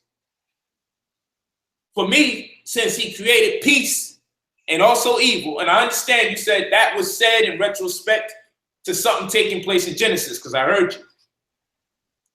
But I still would contend, if God is God, then God did create peace and God did create evil. I would still contend if God is God, unless man can create something that God can't create. Now I'm gonna be in another conversation. If you're gonna tell me man can create that which God has yet to create, now I'm gonna wind up in a whole different conversation. And I doubt we're gonna wind up in that conversation telling me man is gonna create something that God didn't create. Having said that, I will move on dissatisfied. I don't mind. It happens. We'll find more perspective so we don't become too redundant. I just have a hard time buying the God idea because it's inconsistent with the way that not only I think, but what I believe to be the common sense approach towards thinking. And that is not to say I'm undermining your intelligence, because you have a point of reference for why you have certain convictions. So that I understand. So I don't mean that disrespectful. I mean a person who's not yielding to the Bible as truth may have an easier time considering things from my perspective than they would from your perspective. That's what I mean by that. But I respect that. My next point will be made again is the beautiful example you made about the crib death. Yes, sir. Or even babies born with AIDS, or babies that, I don't know. Those things are very hard to see as the will of God. But I want to suggest to you, brother, that those things are not the will of God. Those things are allowed because of the freedom that man has, number one, and the propensity man has for evil. Now, watch this. When we're dealing with science and we're dealing with sugar diabetes, something that's analogous to black people, we never say to the black person, well, you know, the white man gave you that. Right? Yeah, I agree. Gave us diabetes. We always have to identify with the fact that it's either our diet or some other person in our family contributed to our particular plight as a diabetic. And so what I'm saying to you, even with the diabetic, the crack baby, the crib death, and I'm gonna separate the crib death from all of those other things. The crack baby did nothing wrong, but the mother, the father may have done the deed that was wrong. So now, God has a special plan. So where's the special plan in the child being a crack baby? Okay. The special plan was previously in the crack baby's creators, his earthly creators that formed him. That plan was dormant in them. And even at the point of it being a crack baby, that seed, that greatness that is in them never came to fruition. Because again, indeed, if you have a crack baby, you can't blame me or Guerrilla or nobody else. You've got to blame. You've got to blame the parent. You got to blame. No. Let me watch this. Watch this. Let me tell you why you got to blame God. Because he has a special plan for us. If he don't have a special plan, I don't necessarily got to blame him. But if God got a special plan for us all, I got to blame him for the crack baby and ask, why do you have a special plan for someone to become a crack baby? Because according to you and many other people that make subscriptions to this God idea, God has a special plan for us all. So where is the speciality in someone becoming a crack baby by the fault of the fact that their parents were the ones that did wrong? The system's effed up. If the parents did something wrong, why doesn't God just make them barren? Why does God allow them to make a child to suffer the consequence of being a crack baby that they may likely not even raise, but have in the system separated from themselves so they can't even see the atrocity Right, I understand that. I was getting to the point. The point is that again, as above, so below. If the Father of lights gives the command and creates, we still have to reflect the same goodness to our children. That reflection between the father and the earthly mother and father to the children should all be one. God never comes and puts a crack pipe in your hand. God never comes and puts a 4-5 in your hand. Again, choice. Special plan. Why not? 1 second though. I'm gonna get to that. Go ahead. Special plan is the commandments that was supposedly given to the mother and father, and the Bible declares that which you've heard from the very beginning, right? To honor your mother and father, that your days may be long upon the earth, and all the things that go along with living a life that will keep you here to its fullest. So what I'm saying to you is simply this, brother. Yes, sir. Even the crib death can be likened unto what is in the scriptures. The scripture says that God he's the God that visits the iniquities of the fathers to the 3rd and 4th generation. Now, this lets you know the seriousness of what I'm talking about when we pass on teachings or we don't pass on teachings, whether we pass on our iniquities and sins as a bad example or we teach against it. All of those things are what God presents to us as Adam. You have a responsibility.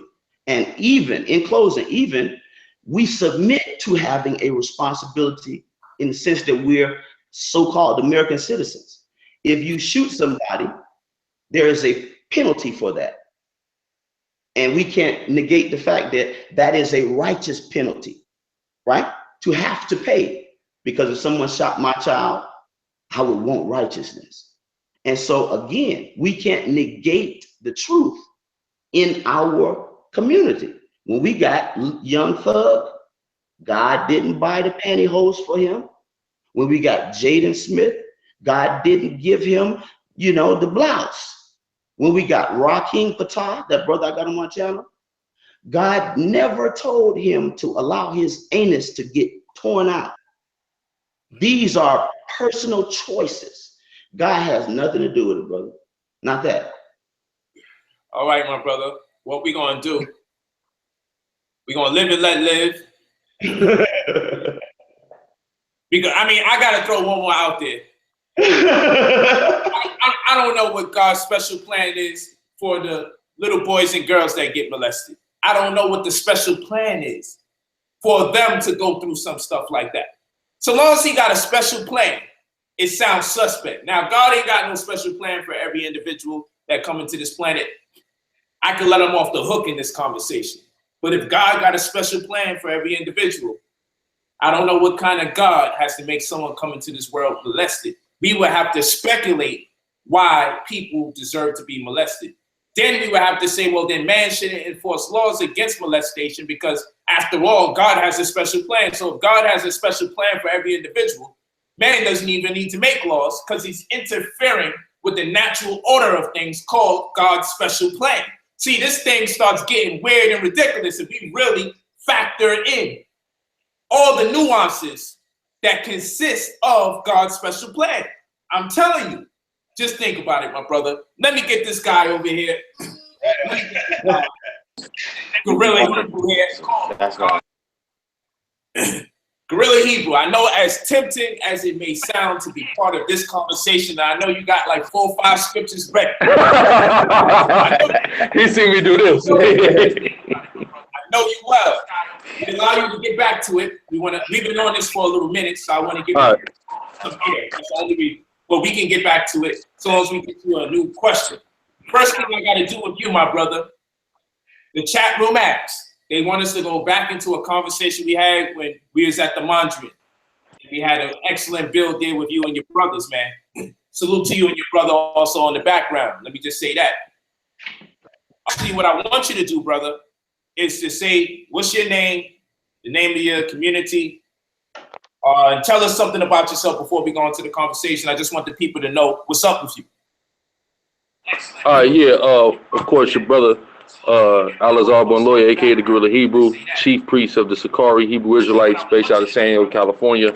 I got my read here. Go ahead and introduce yourself, King. Captain Tazama Moth. All right, so yeah, man, you know, we Hebrew Israelites, people should know what the Hebrew Israelite movement is about. We try to liberate our people through the spirit and power of Yahweh Ba'ashem Yahweh Shai. Of course, all praises, of course, to Yahweh Ba'ashem Yahweh Shai, which is the Most High, and the name of His only begotten Son. I don't want no feedback, man. Hey, put your shit on mute. You know what? Hold on. I just need to really get this away. That's how that's gonna work. Perfect. So now, my bad. So yeah, you know, we Hebrew Israelites out of San Diego, California. A little bit about myself. I've been in the knowledge of being a Hebrew Israelite for over 8 years now. Come from Haitian immigrant descent. You see what I'm saying, on my father's side. So I mean, that's just a little bit about me.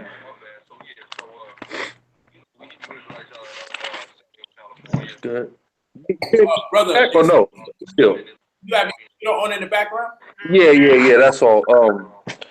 We need you to mute it so the feedback doesn't come in, so we can hear everything you say. Hold on 1 second. I want to see how I can do this. Hold on. If I do this, let me see. See, no, this is the issue. So even if you turn down, See, I got this one thing. I got it all the way down. How can I do this? Just give me 1 second. 1 second. No problem.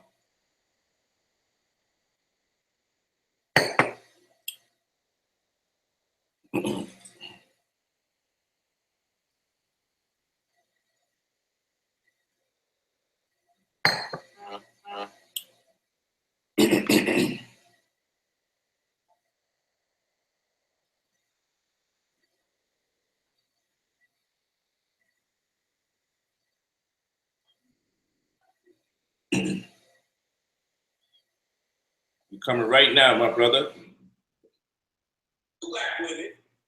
You're coming right now, family. All right, we good?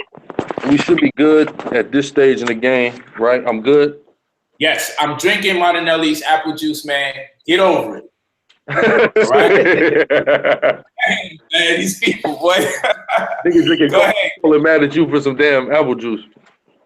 Let's get it, my brother. So I just wanted to make sure that the people know who you are, so when they can look you up from this point, they're feeling you, they can find you.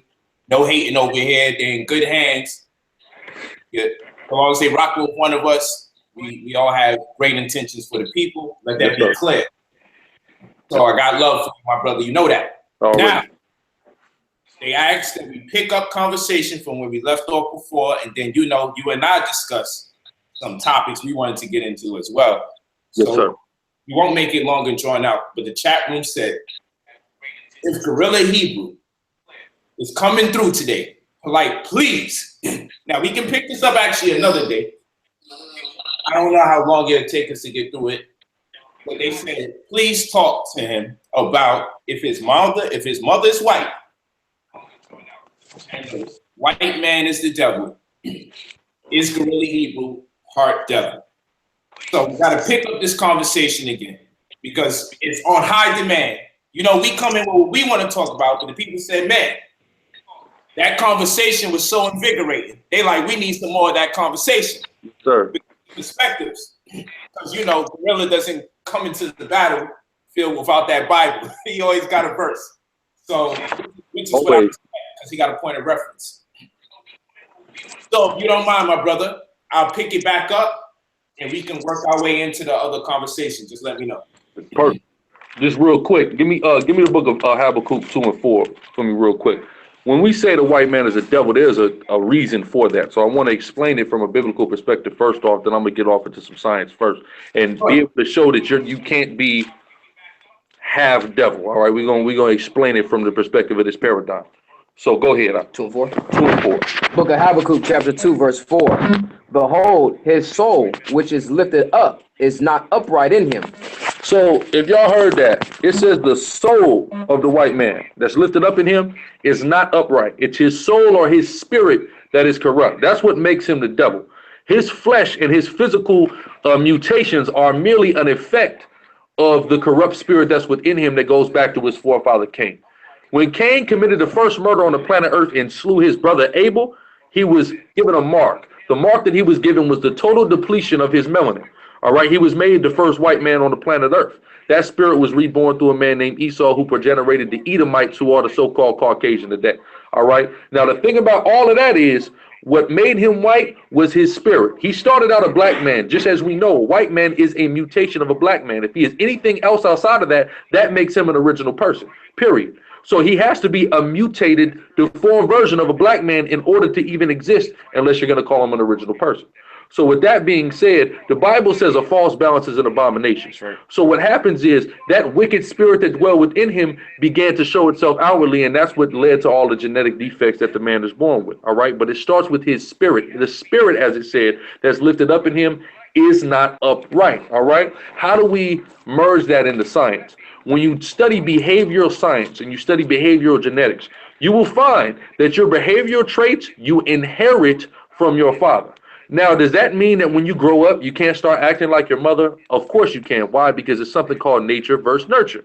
You, through observing somebody and being in an environment with somebody, can begin to take on the traits of that person. Or physically, when you have a father and mother, of course, you're liable to look like either of your parents. Both of them, more like one, a damn twin to one, and not like the other one. That's genetics. That's random. But as far as behaviorally, inherently, you inherit your behavior traits from your father. So if your father is a white man, then you are going to inherit the corrupted spirit of the white man, thus making you a devil.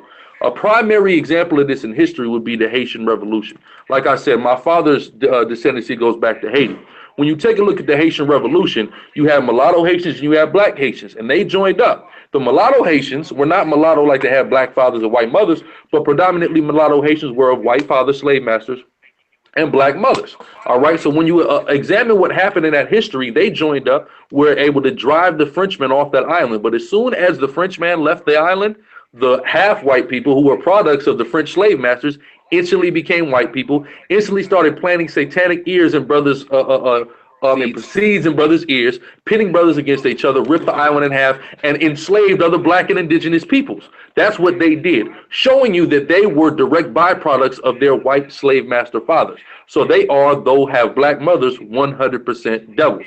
Even if we look in the Bible, during the time of who the world calls Christ, Yahweh Shah, you had a man named King Herod that the Jews rejected. Why? Because his father was an Edomite, but his mother was a Jew, or she was of the tribe of Levi more specifically. So that's an understanding that we always have, and it's backed by science. You see what I'm saying? And even things like post-traumatic stress are passed down from individuals to their descendants through semen exclusively. These are all scientific studies that brothers can go look up and look into. You know, it's all scientifically verifiable. We like to take the information that's in the scriptures and show that our ancestors who wrote these scriptures as inspired by God were familiar with certain aspects of science as well. So I am not half devil because I am from the seed line of a black man. You see what I'm saying? So just like the way they did the experiment is they took mice and they put certain mice through countless traumatic experiences in mazes and things like that, right? Then they mated them and they had kids. When they put the kids in the same maze, they saw the fright and the fear that these kids have just approaching the things that their parents seen. But that was only passed down from father to child. You see what I'm saying? So this is what we say when we mean the white man's the devil. And this is why, though you can have a mother who may be the devil, you are not the devil, because you inherit your behavior, not the devilish behavior, but you inherit your behavior from your father. Now, growing up, can you maybe take on certain things? But that's for any of us. If we take a look at how our people have become from living up under the white man, we become very evil towards one another and very devilish towards one another. I know you and the brother Star were discussing, is the black man the original devil and or the true devil? Last month sometime, me and this brother was checking that out not too long ago. You see what I'm saying? But what I believe is, of course, there was wicked people amongst us. but the white man is the archetype of wickedness. He has taken wickedness and brought it to new heights. So through his oppression and putting his ways upon us, we have began to take on those same ways, be it if we mixed or not mixed or whatever. We all have been pretty evil and wicked towards each other from learning, from observing from our slave masters. All right. So I'm bringing all this in. I'm taking this all in. I'm absorbing. First thing is, did your father sleep with white women? Does my father, or did he? Did he? Yes, sir. Did he make children with white women? Yes, sir. Made 4 children with white women.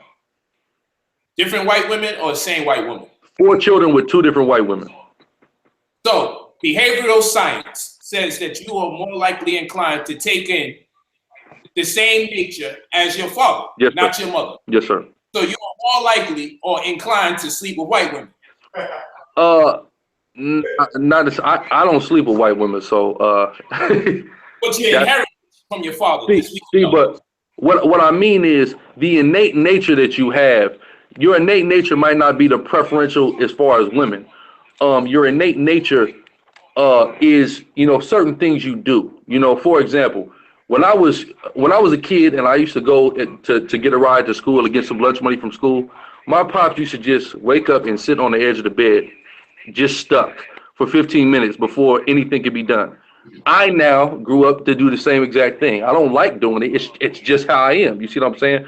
But to that point as well, let's say I may have been inclined to white women, but that's where the nature versus nurture thing comes in. Because growing up and being raised by my mother and seeing my mother, not so even so much being raised by my mother, but just seeing my mother, looking at my mother and how she was, to me, I wanted everything opposite of how she was. You see what I'm saying? So that drove me to black women indefinitely, even if I was going to be inclined to white women. So behavioral science has been overridden on account to the white mother that you have. Now your father's DNA is being overridden, or the nations to be likened to your father, which is where you get your nature from, is being overridden on account to your experience with your mother who's white. No, you inherit certain things and then you acquire certain things. You see what I'm saying? So I inherited certain things, of course, a certain nature, but then over the course of time, us as individuals, based upon our experience and how we take it, we acquire certain things. You see what I'm saying? So I won't necessarily say I would have inherited the like of white women, because at the same time, my grandfather was with a black woman. You see what I'm saying? And so on and so forth. So I wouldn't say as far as that goes, because of that of course is based on experience. Some people grow up in the hood around nothing but black women, and they go and run to the birds for a white woman they ain't even seen one before. You see what I'm saying? Then so that's kind of just based on experience, I would say. No problem. So now here we are. You are of the tribe of Israel, one of the 12 tribes, correct? Yes, sir. Yes, sir. The Levite tribe, the priestly tribe. Now your mother is a white woman, which makes your mother a devil, correct? Indefinitely. Indefinitely. Yes, sir. I don't understand. Is your mother the devil or she's not the devil? She is the devil. Okay, just making sure. Okay, just wanted to make sure. So your mother is the devil because she's white. Yeah, she's the devil because of the men that she descends from. Okay, so your mother's the devil. And you are of the tribe of Israel, the Most High's children. Yes, sir. The Most High allowed you, a child of his, to come into planet Earth through the womb of a devil. Am I correct so far? Yes, sir. So now here's the quandary that I'm in. Why is God allowing his chosen children to come out of the devil, to come here to teach lost black people who and what they are? For a powerful reason. And that do we not see the irony in the chosen children of God being brought into this planet by way of the devil? In this particular case, your mother. Yes, sir. For a powerful reason, and that powerful reason is going to be one of the things, it's going to segue into one of the things we're going to discuss. One of the things that, for those of y'all that don't know, me and this brother was going to discuss is dealing with, moving out of the hood, moving amongst white people versus living amongst black people. Yes, sir. How that all plays in is the fact that I'm not going to call myself an expert and an authority in too many things, but I'm definitely an authority in living and being around white people. Being that my mother's white and I have lived in the hood and I've lived in the burbs, so I would consider myself an expert on that situation. You see what I'm saying? So certain of the Lord's people are scattered in all nations amongst all peoples. So you're going to have them coming out of different people in order to reach those same people. Matter of fact, give me 1 Timothy 1 real quick. Is that 1 Timothy 1 I want? Or is it 1 Timothy 2 I want? 1 Timothy 2 starting at the 12th verse. That's what I want. An example. And then if you got a precept. No, I'm just saying. I'm just holding up.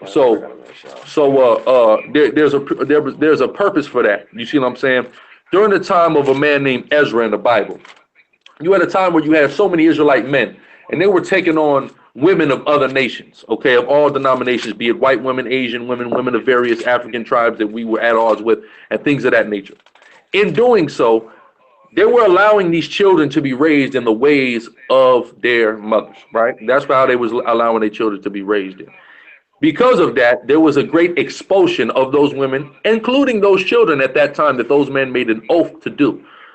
That oath was not necessarily an oath that was required by law of God to make, but that was an oath that they made at that time for whatever they saw was a means to that end.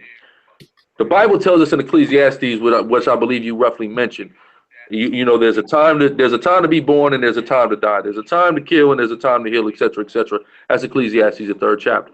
It also said there's a time to cast out and there's a time to gather. So there were many Israelites that were cast out, and they were cast out into all these nations. In getting cast out to these nations, they mingled with the women of these various other nations. You understand what I'm saying? So in doing so, when it calls time to be gathered, you have to start gathering. So certain men who come from a certain background is going to be raised up to do what? Raise other men up from that same background to bring them back into the fold. Because you have some brothers like, let's take, for example, Colin Kaepernick, right?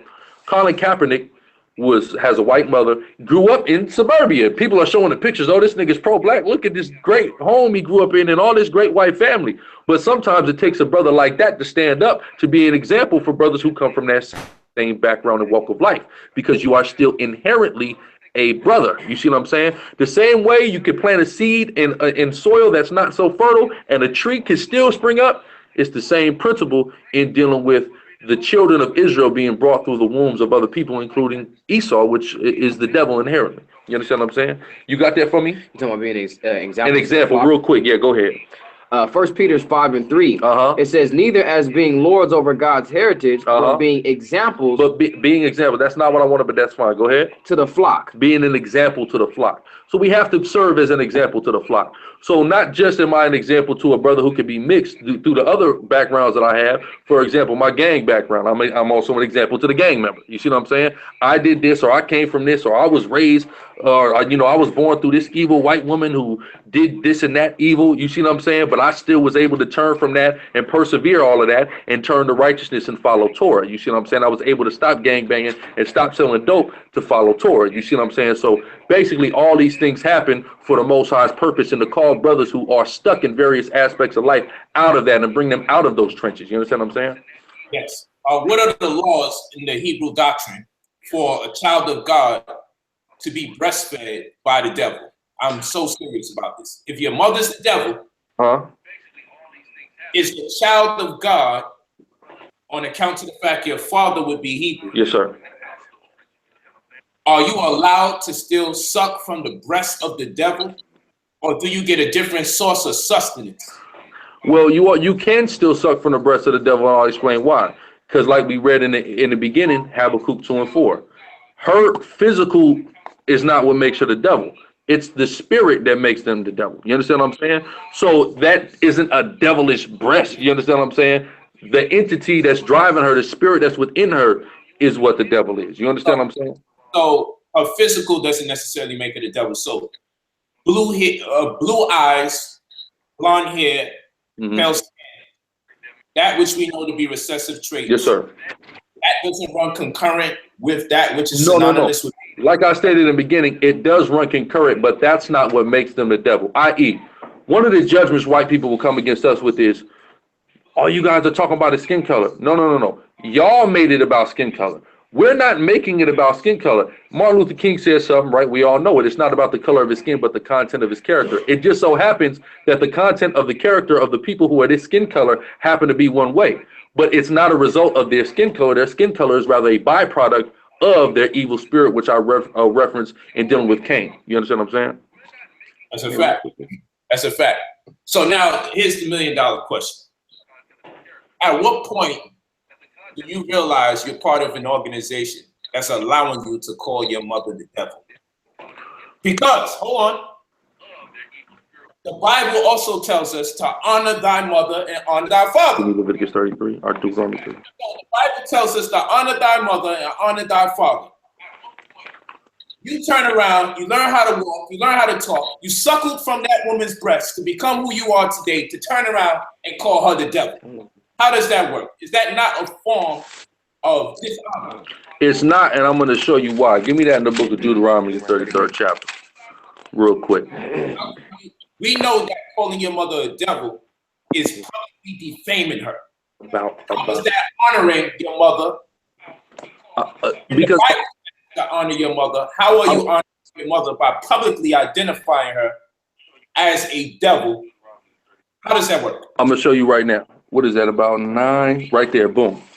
Book of Deuteronomy, chapter 33, verse 9. Who said unto his father and to his mother, read on. I have not seen him.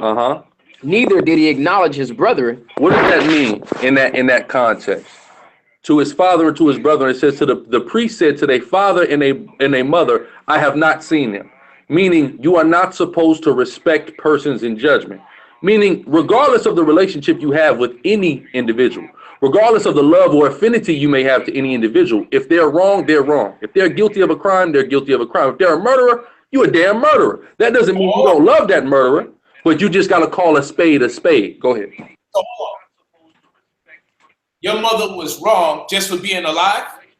Well, white people inherently are wrong. So I will say that. So your mother was wrong, but she gave birth to you. Of course. You are correct. See, you're the one right thing she did. She gave birth to you. See, just because somebody is inherently the devil, it doesn't mean every single thing they do is necessarily wrong or detrimental to the world. You see what I'm saying? You are the exception to the rule. I'm not an exception to the rule. Like I said, everything a so-called white person does may not be wrong. If a white man gives you $5, is that wrong? You see what I'm saying? No. But that doesn't make up for the great crimes that their race has committed. This is the thing. I'm not going to allow, as a responsible man, as a man who is compassionate and cares about my people, I'm not going to allow the fact that there's a white woman that gave birth to me who I love, acquit her or make her be the exception for the greater populace of how I feel about her whole race. You see what I'm saying? Because the scripture don't allow me to. And even before I came into the paradigm, I had this viewpoint. Hey, polite, real quick. What's up, King? What's your name again? Hey, this Captain Tazama Amath. Say that again, brother. Tazama. Peace, King. What's up? When the so-called white man kidnapped us from the western shores of Africa, and he brought us over here to the so-called Americas, right? Yes, sir. If an intruder came into the plantation and tried to kill one of the slaves, and the slave master came in and, let's say, rescued that slave from the intruder, does he now become a hero? And does that negate the fact that they still kidnapped us from the western shores of Africa?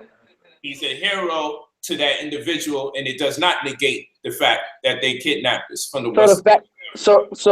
And I would agree. So the fact that this brother's mother bore him through her womb does not negate the fact of what her lineage or her ancestry did to our people and what the punishment they have coming. That's simple and that's plain. I mean, you guys are kind of focusing on something like, go ahead.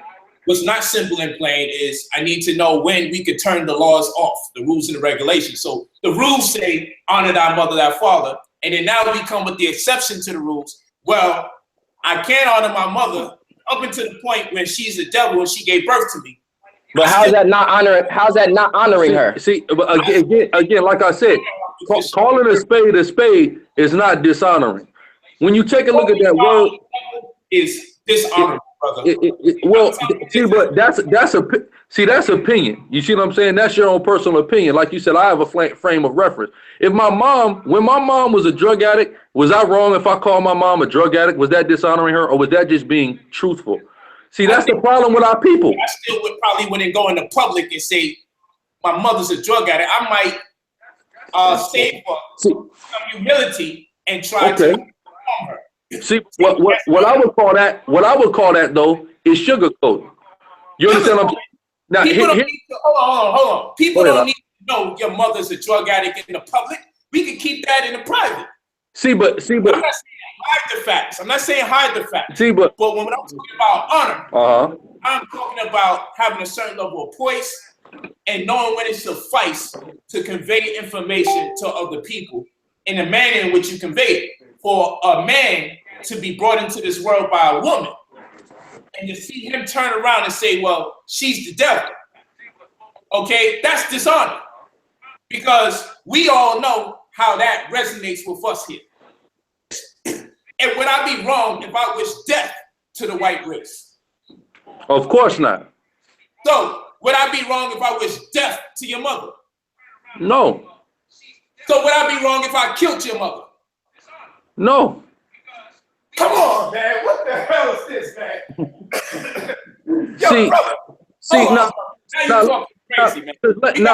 I gotta. You have to allow me to elaborate now, because here's the thing. Here's the problem with our people as a whole: emotions. Everybody is relying upon emotions, and the reason, you know why we rely upon emotions? Because the black woman is God. That's why we rely upon emotions. Because listen.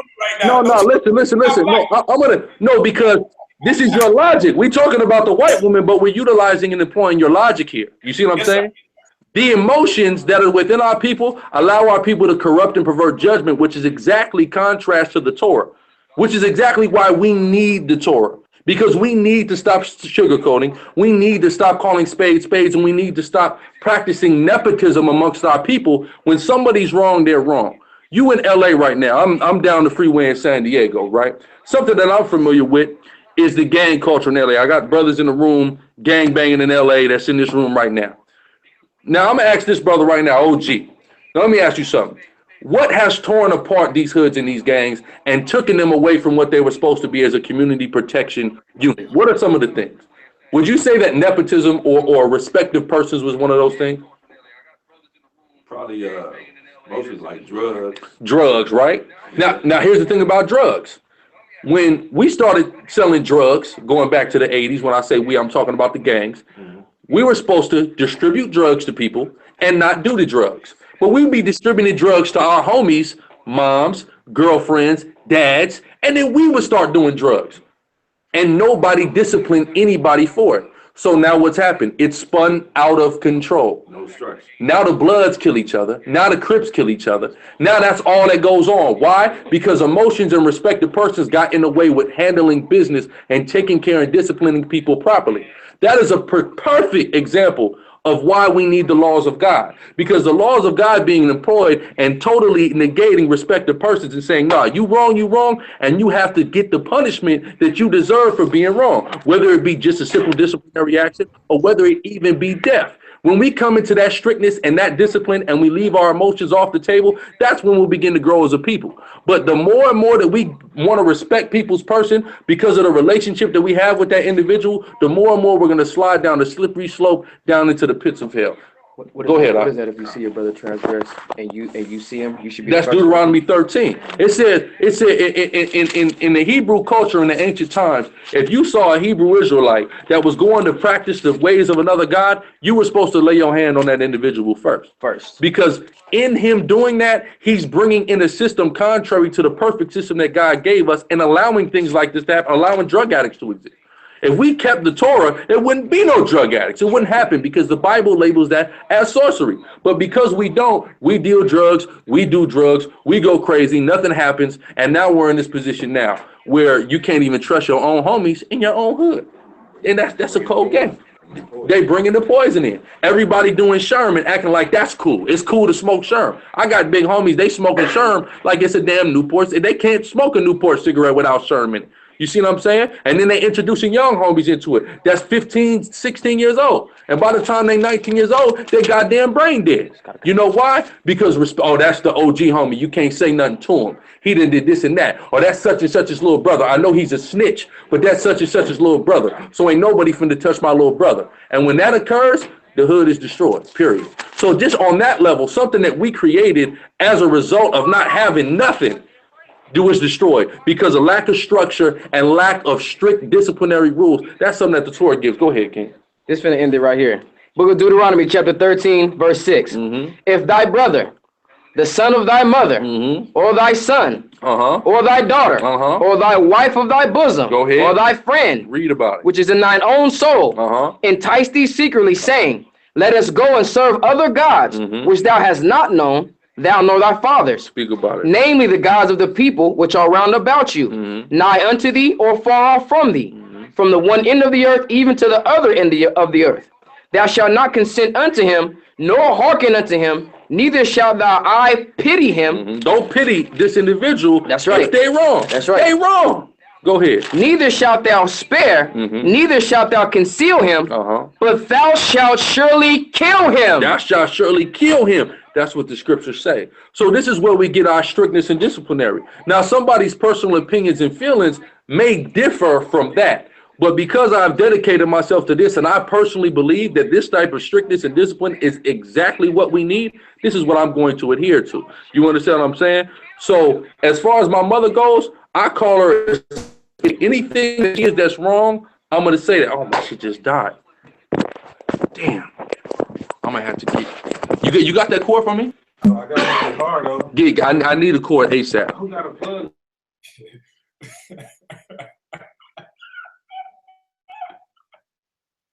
Okay. That's so funny stuff, man. I've been telling you. Hey, Polite. His mama. That was the next question, but we'll find out. Stay tuned, y'all, for that answer. What's up, bro? I can't talk right now. I'm in tears. What's up, brother? Yeah, I see you. Hey, we got Manny Jow right here, man. Yo, can we see a visual? Go ahead, click that real quick. We in the car. We on the road, man. Yeah, give us a visual, even if it's dark, man. Put the light on. I'm glad. Good job. All right, I see something now. Come on, man. There you Power go. with me. Yeah. I'm in Rod Squad up. Yeah. What's up, man? Got Mike hiding behind that logo. Come on, Mike. Stop hiding behind that logo. You're calling this man out. Why would he call me out here, Hebrew? Listen, man. My homie just said, I say, yo. Don't try to say home boys and girls. Don't try to drive and do this YouTube thing at the same time. That's what's up, man. Hey, yo, man, did you hear that conversation? Yeah. What were they talking about? What were they beating on? His mother's white. She's the devil. Yeah. So I asked him, is it in the law for God's children to suck from the breast of the devil since he was born by her? You know? He said, no, that's okay. That's okay. He said, you get your nature from your father, not from your mother. So I asked him, did your father have sex with white women? He said, yes. I said, how many babies? 2 different white women. So then I go on to ask, so is it in your nature to have sex with white women? Well, being around his mother kind of overrided it because it's nature versus nurture. So now we back to the white woman. So I said, am I wrong if I say I want death to the white man? He said, no. Am I wrong if I say I want death to the white woman? He said, no. I said, so am I wrong if I wish your mother death? He said, no. I said, am I wrong if I kill your mother? He said, no. So, and now I'm like, where's the honor thy mother part of the Bible during these tough times?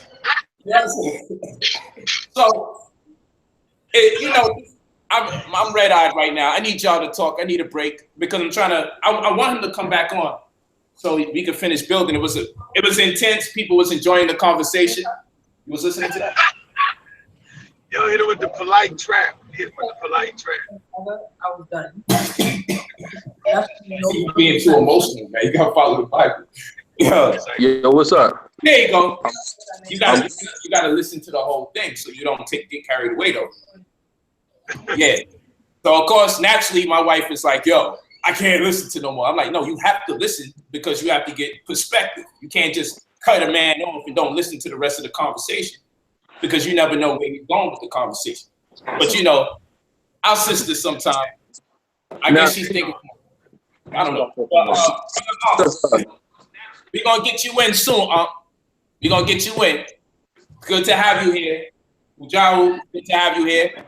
My brother, last but not least, we're gonna shuffle the deck a little bit, and then we're gonna get into what we wanted to talk about earlier. Last but not least, do you wish death on the white man? Indefinitely. Do you also, hey, close that door for me? Close the door for me? Sorry about that. So yes, you wish death on the white man. Do you also wish death on his white woman? Of course. Here's the $1 million question. You know where I'm going. Go ahead, ask it. Your mother is the devil, or she's a white woman. Mm-hmm. Do you wish death on your mother, or is she an exception to the rule? No, sir. I don't wish death on my mother because I'm not allowed to wish death on my mother. That would be dishonoring my mother, wishing death upon her. That would be dishonoring my mother. Hold on. So me being allowed to kill your mother and you telling me that that's all right, that's not dishonoring her? What did I do? I didn't do anything. You just told me it's all right to do it. That's what you did. If you want to listen, here's the thing though. What did I do? You told me it's all right. That's not dishonoring? See, but here's the thing. I'm gonna show you what honoring my mother is. Go ahead. If I'm sitting with my mother and you try to attack my mother, I'm not going to allow you to do that. That would be honoring her. Not just saying that. See, it's the same way like this, right? Again. You said what? There's an exception to the rule. Is she your mother or is she the devil? My mother, she's both. It's not an exception. I'm gonna show you right now. I'm gonna show you right now what it is. I'm gonna show you right now what it is. Break it down, brother. I'm gonna break it down. Again, we're gonna go back to the gang thing, right? I'm from Hoover, right? When I got shot with a man that's from East Coast Crip. Anybody who knows LA gang culture, Hoovers and East Coasters do not get along. When I was gang banging, I write ECC on the wall, cross it out, toast killer, all of that. But this is my man. You understand what I'm saying? If I say toast killer, am I gonna kill him? Of course not. I got shot with him by somebody that wasn't even one of us, mind you. When I say one of us, he wasn't a so-called black man who shot us. You see what I'm saying? When I got shot with that man. You see what I'm saying? That's my man. So of course, there is a generalization, okay, but are there exceptions that occur for certain individuals? Of course. My mother, of course I love my mother. You see what I'm saying? But I cannot allow the love for my mother to what's the word I'm looking for? Compromise the truth. You understand what I'm saying? And that's what I mean. And that's the bottom line with what I'm saying is the love that I have for my mother cannot compromise the truth about her people. You see what I'm saying? And Polite, you can understand. And Polite, you can understand that because if it was the opposite way around, Polite, if it was the opposite way around, you would then condemn this brother for that. Wouldn't that be? I understand the brother. Now hold on. What I'm saying is that you would then get on that brother for that same reason. Oh well, if it's your mother, so now she's accept to not be put to death or what have you. No, he's not gonna wish death upon her because that's his mom. But is he gonna try to exclude the fact that she's caught up into the same judgment that her people is? No, he's not gonna be ignorant of that. He's not gonna try to shy away from that. No, because that's the truth of the matter. Brother, all of that sounds good up until the point when I said, am I wrong to wish death on the white man? Am I wrong to wish death on the white woman? Am I wrong to wish death on his mother? Would I be wrong if I killed his mother? Now, if I ask those questions and he answers in the affirmative, yes, no, you're not wrong. So listen, if this is the case, then I go on to say, is it safe to say I can kill your mother so long as you're not around and you be accepting of that? That doesn't mean Whether I would accept it or not is not the question. The question is if it's right or wrong. You see what I'm saying? That's the question. How I feel about it is not necessarily whether your emotions sometimes do not have anything to do with being right or being wrong. You understand what I'm saying? So that's what I mean. Of course I'm gonna feel some type of way about it. But were you right or were you wrong? I'm not asking if you're gonna feel a way about it. Mm-hmm. But it's, you know, I hate to put this stuff in this kind of context. This is where the conversation is gone. Yes, sir. I'll get out of it soon because I don't want to be disrespectful. It's yes, just sir. that you have to be in that conversation. But the second you feel like that, tell me get out of the conversation. Yes, all right? So, based on the answers that I got previously, is it safe to say just don't afflict your mother with you present? Of course not. I'm trying to find out when can we defend the so-called devil? Because if it was a right to wish death on her and even bring death to her because she is the devil, if that was okay, then why defend her if you're present? Yes, because she's my mother. Which one supersedes the other? The fact she's your mother or the fact she's the devil? That's where the question is at. Which one takes more precedence from a scriptural perspective? Well, it just depends. It just depends. Like I said, I gotta honor her, so I'm not gonna allow harm to come upon her in my presence. You see what I'm saying? Tell you a quick story.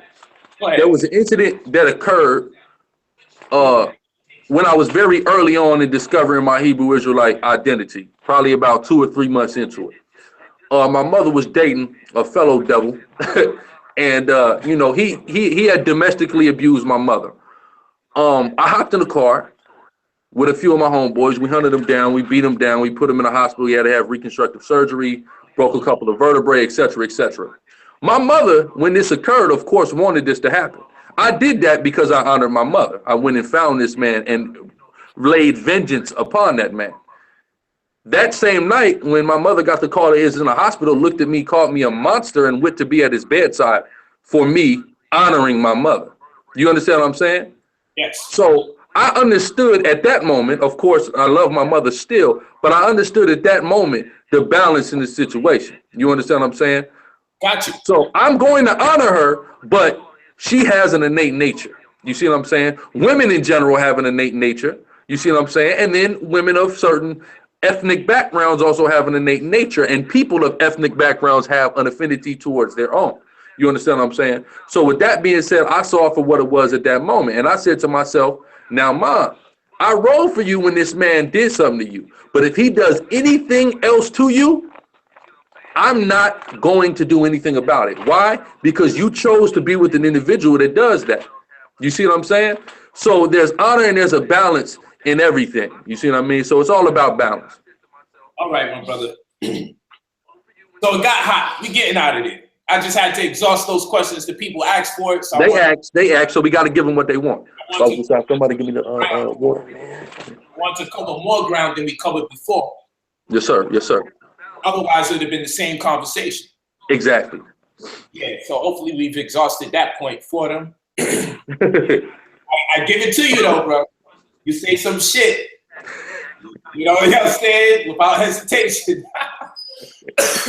You say some stuff, man. What? And I might have to replay this and watch this thing thoroughly, man. We might have to come out again. You know, I'm going to study this thing, man, and really evaluate your perspective. It's our own, because we might have some sort of unique perspective. So go ahead, we go segue. Now, about leaving the hood or staying in the hood. Let's cover that. Facts. And then pick up another conversation, do a part 2, and really get it in early and right on time. I don't want to exhaust the stream. I want to keep it at a time span where it's conducive for people to watch it, evaluate it, assess it, and then be prepared for the next time we do this. And we could do the next one very shortly. Once you got free time and I got the free time, we could do it. I'm open for it. But yeah, yes, sir. Let's cover this particular subject matter. You had disagreed with me in regards to me suggesting that we should leave the hood or leave the community. Talk to me about your perspective and let me see where I could probably give insight to where I'm coming from, because now I'm on a hot seat. You feel what I'm saying? So I want you to charge at me and tell me where I'm going wrong with my perspective, and maybe I can give you clarity or just simply rebut. Yes, sir. What I want to say is this. In mind, the prior conversation we had, I have a black father and white mother. I'm sure everybody is very familiar with that at this juncture now that's in the stream. So with that being said, this is why I feel like in this case, I'm an expert in this case, because I lived in the hood. I moved to the burbs for a few years. I moved back to, you see what I'm saying? So I've been able to taste all aspects, to go from low class to upper middle class, back down to low class. I've been in all of them situations. So in doing that, in living in white neighborhoods for a couple of years and going to white schools, in one instance where I could say you may have a point in doing that, where I could agree with you if you would take this stance, is it would be if absence makes the heart grow fonder, right? Because I could say that when I left the hood and had to live in white neighborhoods in suburban Orange County, oh my God, my shit died again. God damn, man. What, you gotta charge it up? I thought y'all can. Samsung could. Oh, it's off. Hey, brother Mike, can I ask you a question? Absolutely, without a doubt, my brother. Can you hear me? I need your honest perspective. I need an honest evaluation of what you've been hearing, because this is your Hebrew brother. Do you agree with what you heard about me having the right to murder his mother? Well, if you've heard me and this brother before concerning this, Hey, man, I want to see your face when you answer this question, man. I need to see your face. I need to see your face. You're not gonna get away that easy, Mike. I know how you think. No, but my battery, that's why I closed it, put the icon on there. Just let it die out, brother. We need to see your face.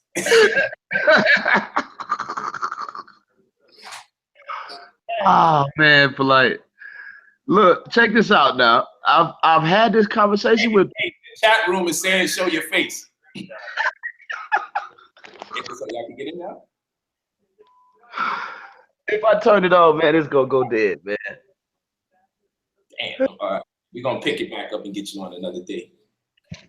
All right, peace. That's crazy. Come on, Mike. Let me hear what you got to say, man. Okay. Oh, brother. I just want you to know Guerrilla Hebrew is back in the building. Weigh in on it. You said you had this conversation with him before. Is that what you said? Right. And that's my brother. I love and respect him. But on this point, we just part ways in agreement. That allowing your mother or even saying those things, I think that's a breach of the commandment. That's what I was thinking. I'm glad it's not just me. Why do you think it's a breach of the commandment, his perspective of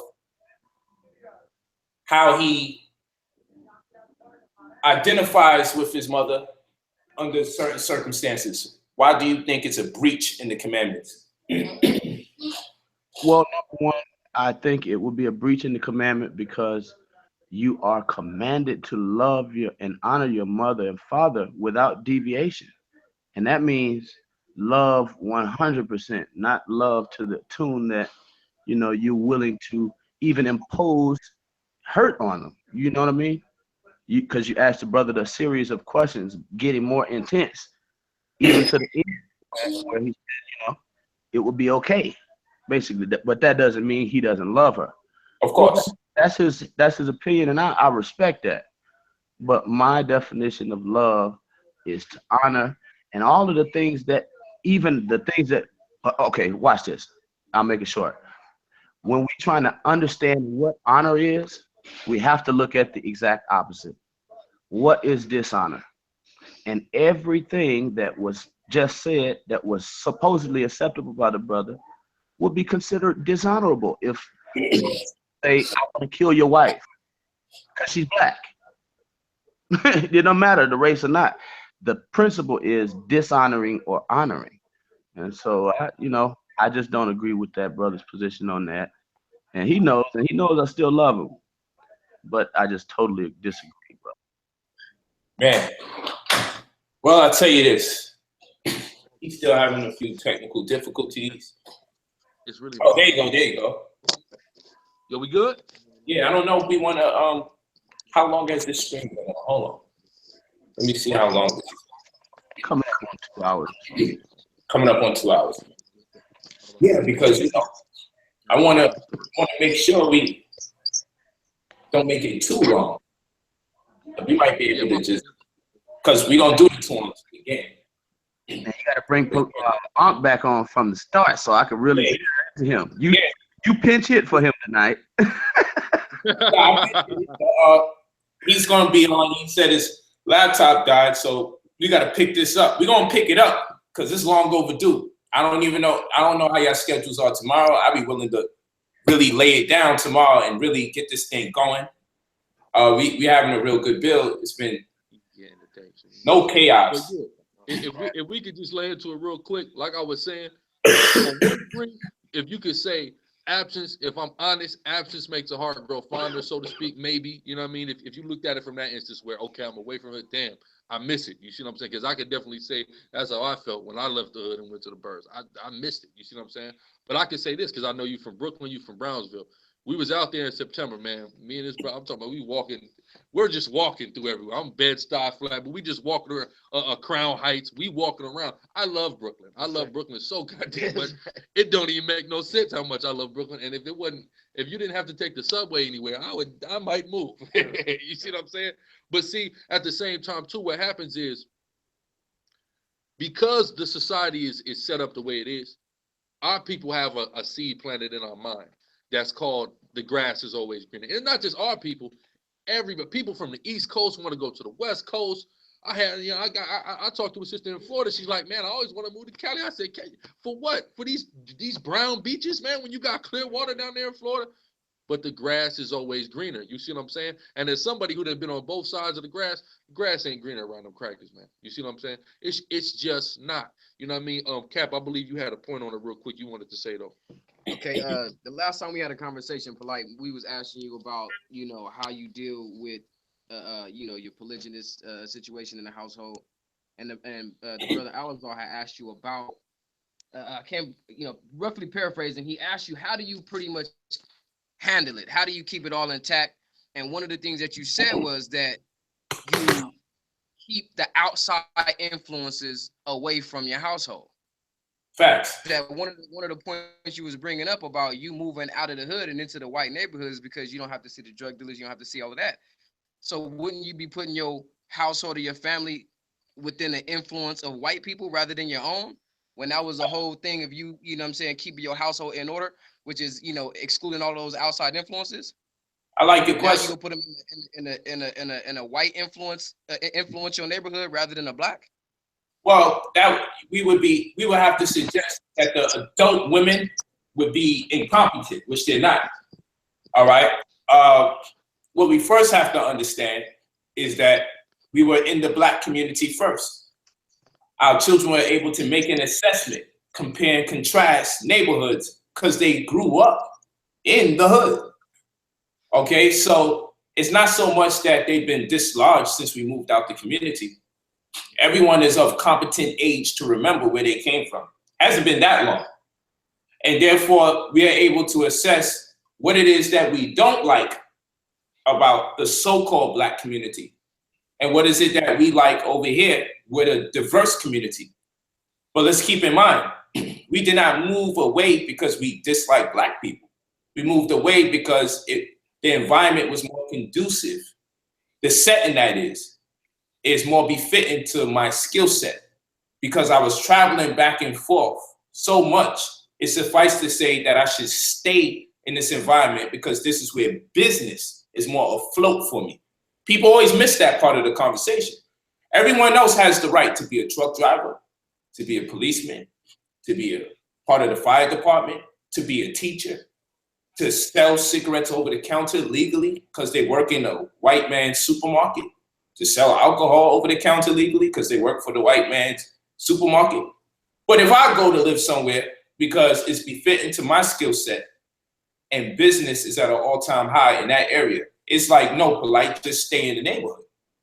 So one, business, duty rings. I stay over here because it's easier for me to make my money than to keep spending money traveling back and forth over and over when it's clear that there's a demand for my skill set, which is writing.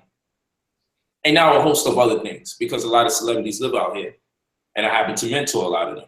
So I have a lot of clients out here, I should say, that are high end, that have homes out here. So it's just easier for me to connect here and go everywhere else and come back here. Like they do, go everywhere else and then come back here.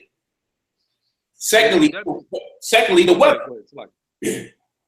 Secondly, the weather is more conducive to the way I envision living, because it very rarely does it even rain. Yet there's water in the air. And there's a nice combination. I'm from the city, so I love the city. But I like the combination of nature and the city. To see the mountains, to see the trees, and to still see buildings. Whereas in New York, a lot of the trees are replaced by poles. So I didn't just move out because I got a problem with black people. In fact, I love our people. I didn't move out because I got an issue with our race. I moved out because I have an issue with people in our race that do the things that they do from the community that I came from. And I have to raise my children under certain conditions. I don't mind coming into the community as an adult teacher to communicate or convey ideas for the purposes of uplifting the people, but I have to protect my children from the stuff that was going on in my community. They don't have to be subject to the stuff that I see in our community. And I don't know what hood people come from, so some people just sound totally oblivious to the stuff I'm talking about. But where I come from in Brownsville, I don't need my children seeing the things that we see. I don't need them seeing the random racial profiling, me constantly being pulled over by the car. Me, I haven't been pulled over since I came out here. I'm not saying it'll never happen. I'm not saying I can't get killed by white folks at random. I'm just saying the strife that I had with white people was at an all-time high in the so-called black community, more so than I've ever had any strife in what you guys oftentimes call a white community, which this is not even classified as a white community where I'm at, because it's so diverse. There's black neighbors here, black neighbors here, ball players live in the same building as I, producers and directors that are black live in the same building as I. So let's just be for real here. The producer of Django, the producer of Boomerang, black in here. House Party, black in here. Okay, the Sony Records vice pres, black here. Okay, Anthony Davis was here. He just recently left not too long ago. So, you know, black people live amongst me and they're very popular. Rick Fox lives a couple blocks down. You feel me? Like, these are black people that are successful. So it's also great because my children get to see successful black people, like black people who have achieved great heights. So they can conceptualize that maybe I too can also achieve great heights. Does this mean they shouldn't be around black people? Like I'm saying, everybody that's in the black community is a failure? No. But what I'm telling you are the advantages. We also have a vegan lifestyle. There's fast food restaurants here that are vegan. There's no McDonald's, there's no Burger King. I never see it. There's not one for miles and miles away from where I'm at. There's Real Food Daily, there's Veggie Grill, there's Sun Cafe. There's like, it's vegan city here. I could just walk out my house and literally walk 3 blocks out and I'll have 4 options immediately around me before I have to walk another block to have 3 more options right there within the vicinity. Before I walk 2 more blocks, no exaggerating, and have 3 more options at my disposal, not counting the supermarkets where we see the CPU numbers or the command numbers that they have on the veggies tell us they're not second rate or third rate like the ones that we see when we in the hood that start off with 5 that tell us these fruits and veggies came from somewhere else, they're old, and now they're selling it to us in our community. See, these are issues. Now, what I'm supposed to do, keep it real and eat food that's not that good just because and suffer with everybody else? No, if I get a chance, I'm getting the hell out, feeding my family the right food, and I'll come in and educate people about the things they need to look out for so they can survive to the best of their ability while in that neighborhood. But I don't have to stay there and suffer, but I don't have to. And some people don't even realize they're suffering because they're complacent. The hood has become a prison, and it's like we've been institutionalized, and we're glorifying it quite often more than we should. There's many things that I've learned from the hood, hardship-wise, that I like because it's prepared me, business-wise, to just go for what I need when I'm out here. There's a lot that I learned from living in that community, but I don't wish it on my children. I don't need them to learn that way. There's other ways to learn. And maybe if I can have them skip some of that, then let me have them skip some of that. But this environment for me is ideal to my vision. May not be ideal to other people's vision. It's ideal to mine as far as the quality of food, the quality of air, the environment. We don't see a drug dealer standing outside in our community. I don't want them to see that. In our hood, we knew who was pumping deep. We knew it. They stand outside, they chilling, they making it happen. It's part of the abstract, it's part of the environment, it's part of the scenery. You know, people throw dirty baby Pampers out of the project window. You can't tell me that's not what we see. I can call my children right now, my wives right now. We lived in Brownsville houses, the projects. People throw their damn dirty baby Pampers out the window to hit the ground. Hot shit, summer nights, bah, right on the floor. You feel what I'm saying? Like, I know this. I hate walking in my community to see my own people throw garbage right where they live. But where I'm at, I don't see no garbage on the floor. I don't. I really don't. Now people say, oh, you're saying no one litters? I'm sure somebody's littering. I'm just saying, I don't see garbage in the community that we live in like I see it in the community we used to live in, because our people a lot of times don't respect their environment for obvious reasons. They're upset there, they're frustrated. It happens. More people litter from the hood that I come from than the neighborhood that I'm in right now. So we are habit-forming creatures. We are habitual beings. We're going to pick up these tendencies just living in an area, or we're going to have to fight from conforming to those type of tendencies. It's best that I take my children out of their environment. My children will be more susceptible and prone to violence. It's true. Violence amongst themselves and each other. It's just true. The way the environment is. The children jump each other. It's just true. I can't speak for everybody's neighborhood. I can only speak from my personal experience and what I work hard to come out of. Brownsville was the trap. That's a fact. I can't speak for other environments. Maybe it's not as bad where people are at, because every time I have these conversations, Negroes, no, that don't happen. No, that never happened. Meanwhile, Negroes is telling me all the crime that's taking place. White people committing crimes. Be that as it may, I don't see the crimes taking place. It makes me more positive day to day. I can see actual crimes taking place. I can see people getting jumped after school. I can see the drugs on the floor. Okay, I can see the people throwing garbage in their own community. I can see the rodents. I saw the rats. I'm saying I found a community that is ideal based on the combination of the women I have a relationship with, the goals that we have for the children, and of course, me, as far as what my work ethic entails. We did the permutations. This was the best environment for us as a team to come in without anyone feeling a bit handicapped or displaced. All right, I hear that, and some of those points are valid, but here's what I'm gonna have to say. You made a statement about should you just stay and suffer. I want to address that real quick, because this is my perspective on staying and suffering, and of course it's because of the point of reference that I have. But go ahead and get that. 11 and 24. Okay. Come on, 11 to 24. Hebrews. Book of Hebrews, chapter 11, verse 24. By faith, read on. Moses, when he was come to years. Moses, we all know the story of Moses. Whether or not people agree if it actually happened or not, that's irrelevant. We know the story and the principles that it conveys, right, Reed? Called the son of Pharaoh's daughter. He refused to be called the son of Pharaoh's daughter. As we know, according to the narrative, he grew up in Pharaoh's house, which from the paradigm of the way the scriptures are, Pharaoh would be the oppressor. So in this case, we could say he's like a guy that lived in a white neighborhood, but he refused to be called that. Man, read. choosing rather to suffer affliction. He said he chose rather to suffer affliction. Read. With the people of God, than to enjoy the pleasure of sin for a season. You see that? So that is one of our principal heroes in the scriptures, and this is the example that he sets for us. Rather than live it up amongst the oppressor, he came to suffer amongst the oppressed, to come and bring them out of the slums and the stupor that they was in the place that they was. Now, you made all those statements about all the great food that they have where you live and all these various things. But here's my thing. You know what they got in the hood that you don't know about? Farmers markets with more organic and better and more conducive food for your physiological makeup than they got in them goddamn cracker damn vegan restaurants, number one. Number two, if you took a look at the type of gentrification that was taking place amongst South Central and in Inglewood, where affluent black, in Crenshaw, over there in Crenshaw and Slauson, what they doing over there at USC over there in Fruittown, what they doing over there in Inglewood.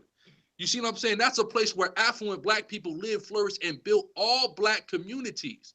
You see what I'm saying? And guess what? It's Inglewood. Are you kidding me? You pull up to Ladera, you pull up to the Magic Johnson Fridays, you drinking Magic Johnson Starbucks, but you want to go to the Starbucks and you think it's more conducive for your children to go to the Starbucks that got crackers on the goddamn wall. You see what I'm saying? You see the psychological error, I believe, in that statement, because we have to understand the propaganda that this devil puts out. He puts out propaganda and imagery.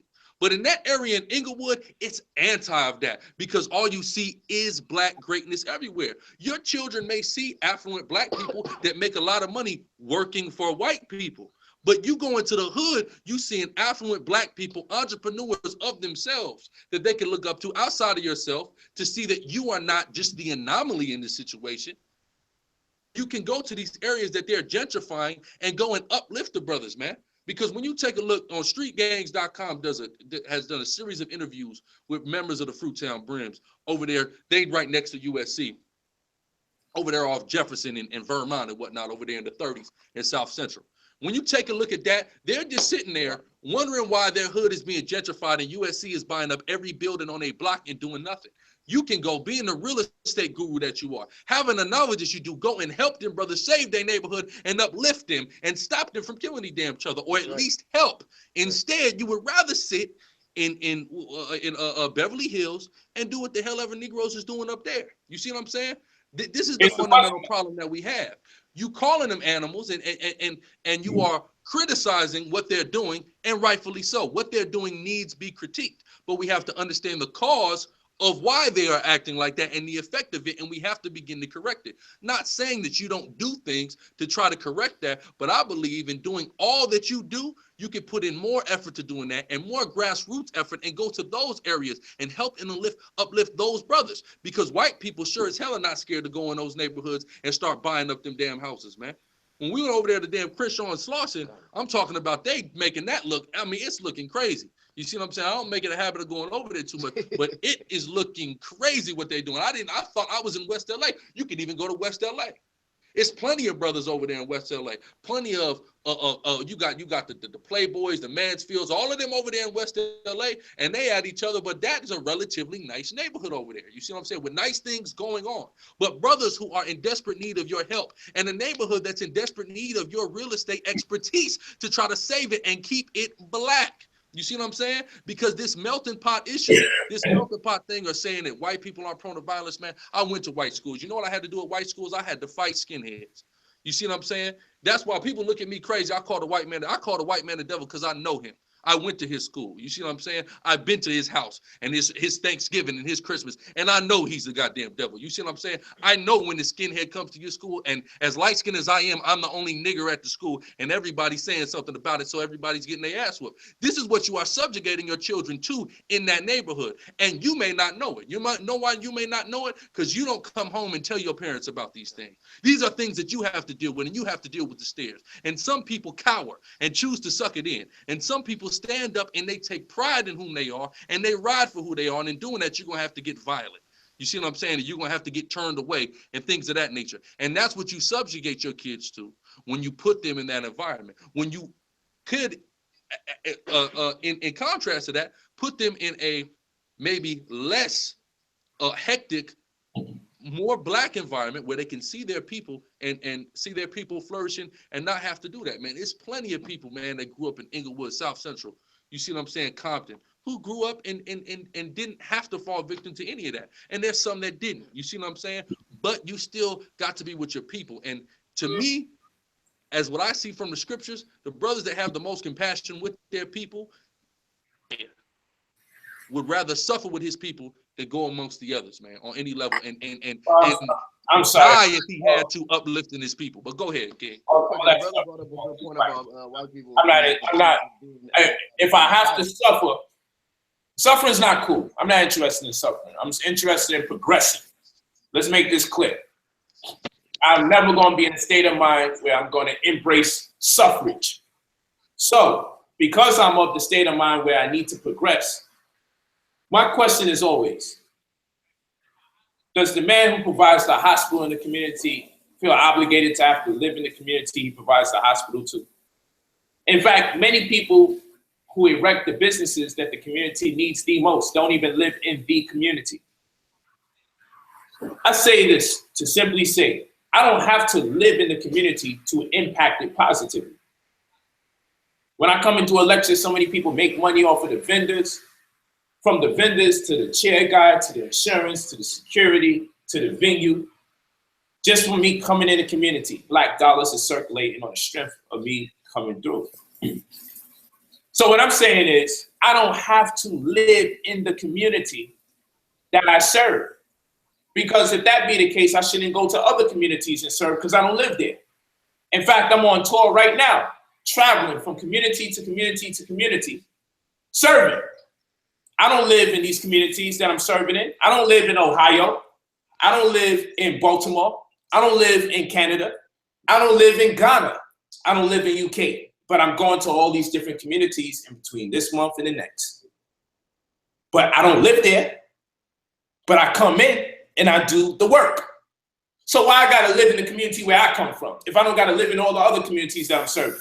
Why can't I have home base somewhere where I'm comfortable because I need time to exhale and to breathe?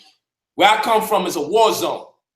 I've been shot, stabbed, and sliced where I come from. This scar you see right here, bang, that was for my face. I was lucky to block that. Bang it.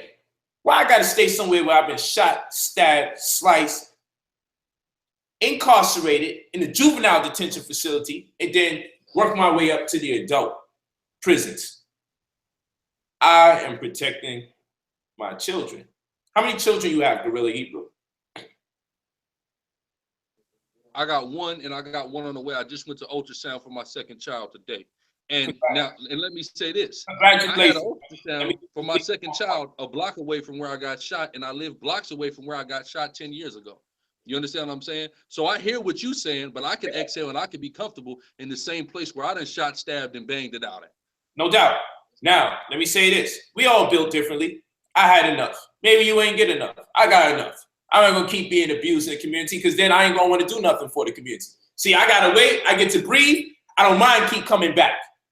If I stay there, I'm gonna wind up hating black people. You know why? I got a sister that I love dearly. I love her so long as we don't live with each other. I don't know about y'all, but sometimes we have family members that we can maintain the integrity of the love we have for each other so long as we don't live with each other. So, the black family in the hood, I'm not designed mentally to tolerate it because when I'm around them, I wind up in prison. On every occasion, I can't take it. I can't tolerate the fact that a man think he has the right to holler at my wife while I'm with her, no matter what she has on. You know, that's what I went to prison for.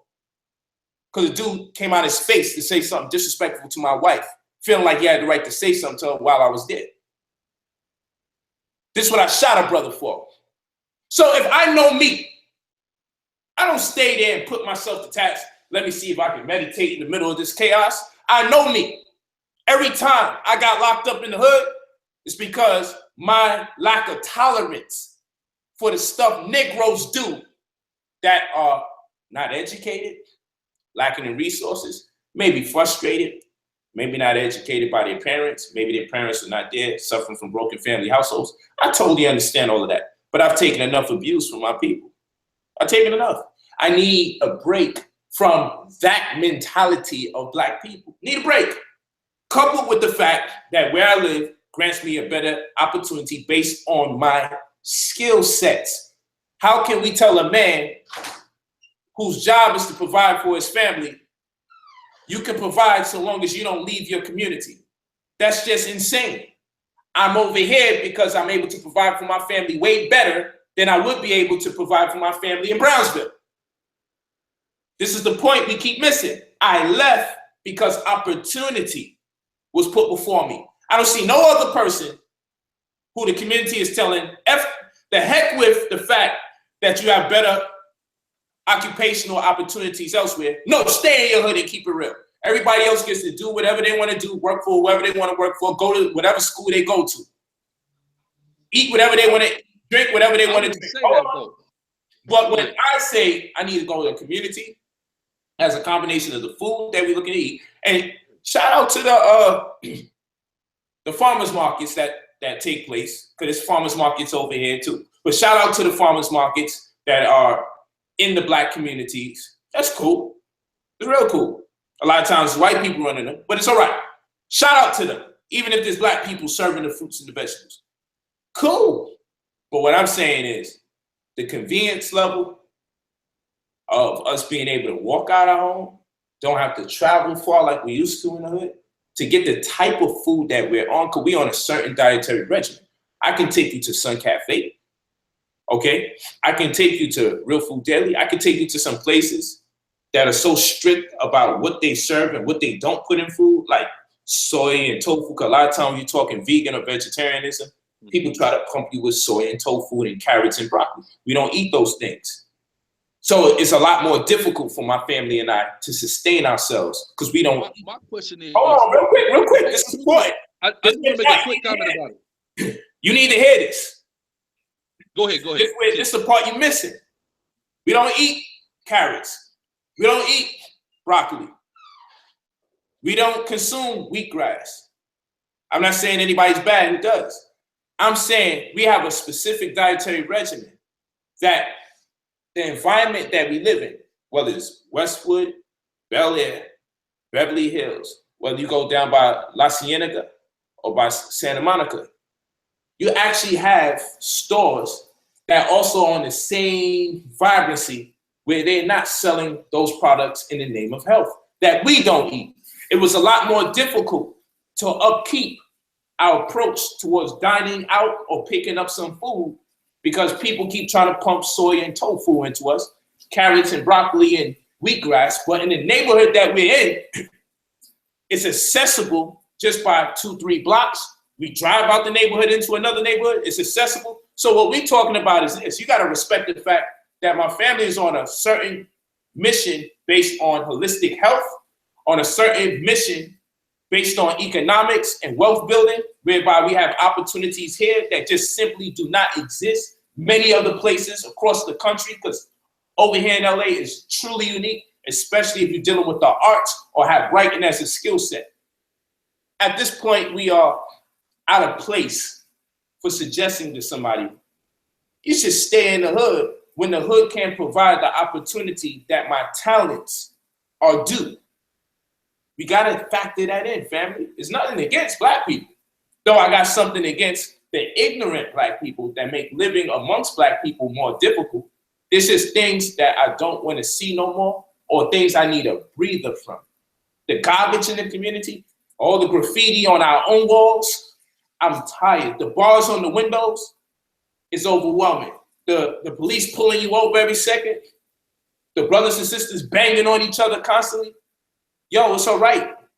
I don't have to live there to have a positive effect. I could come in like I go all the other places, state to state, and support and show love and teach or feed the homeless or give out toys. I can do the same thing from the community that I come from, that I do for all the other communities I never lived in, while living somewhere where it's more conducive to raising my children in a setting where the food and the opportunity corresponds with us, the people that live in that space. It's that simple. Yeah,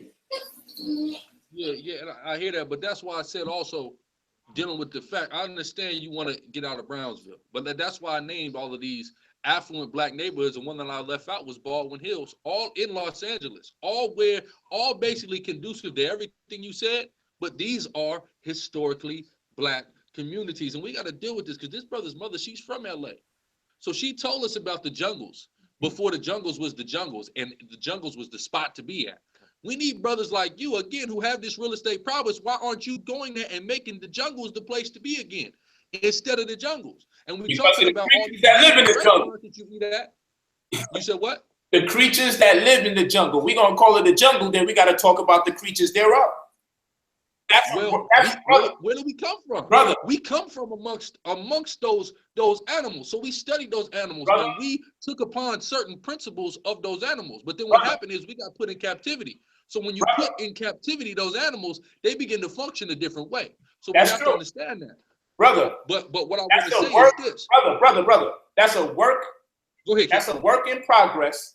My children will be aging while I'm here like, yo, y'all got to stay here because daddy got some work to do over here. No, I got to also live for my children. I got to provide for them. So I got to I got to find a through line between what I'm obligated to do for the women that are my wives, what I'm obligated to do for my children, and what I'm obligated to do for myself, so I can be equipped with the necessary resources and tools to empower my family, in addition to being equipped to be able to empower my community. But if I do for my community and handicap myself as a father and as a husband, then I failed. But if I am able to do for my community while also doing for my family, then I have succeeded. So I have found the through line that works for me as an individual. This concept that if we don't do it the way that the Black conscious community says we got to do it, then it's absolutely wrong. It's nuts, because all the communities people telling me I should live in, they're not going to pay my gas to go to work back and forth, as I am inconvenienced based on where these people are telling me where to live.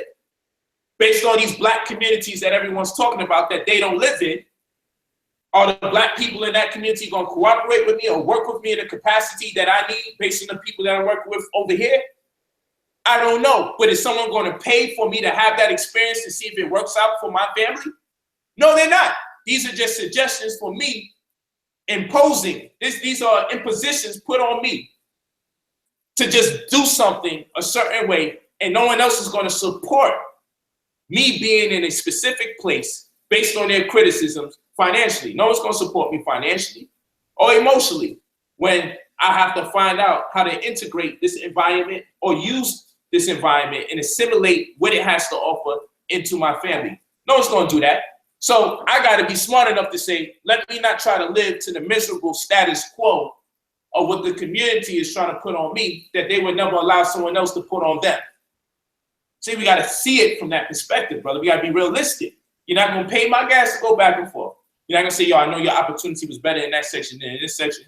Well, salute, Black Power. This is all I'm going to get. Ain't nobody going to really help me, telling me where I need to be and where I need to go and how I need to do it. Nobody else. All I'm going to get is words. I'm not going to get no other form of support. I'm not going to be as special when I start saying, well, help me make it happen. Keep me in that environment over there. Make the necessary concessions to me that'll match or make it more convenient for me to be there instead of here.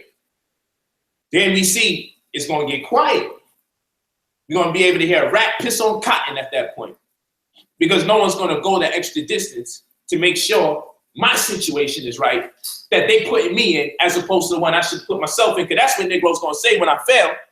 Well, brother, you should have did what was best for your family instead of listening to all these people tell you where you need to go. That's all they're going to do to me. So I gotta make sure that I don't fall victim to the Black conscious trick, which is I mean, you know, that you need not be, that you understand what you vision. I feel what you're saying. I feel what you're saying, but the question remains, to a degree, the community is fueling your gas. You see what I'm saying? And the community is supporting you financially, because I know that you, of course, through your products and through the events and things you do, you collect monetary gain. You see what I'm saying from it? So to a degree, the community is helping you in that respect. I appreciate it, but the community can't afford my second thing would be as well, their support. with all this, you know, this holistic. Hold on.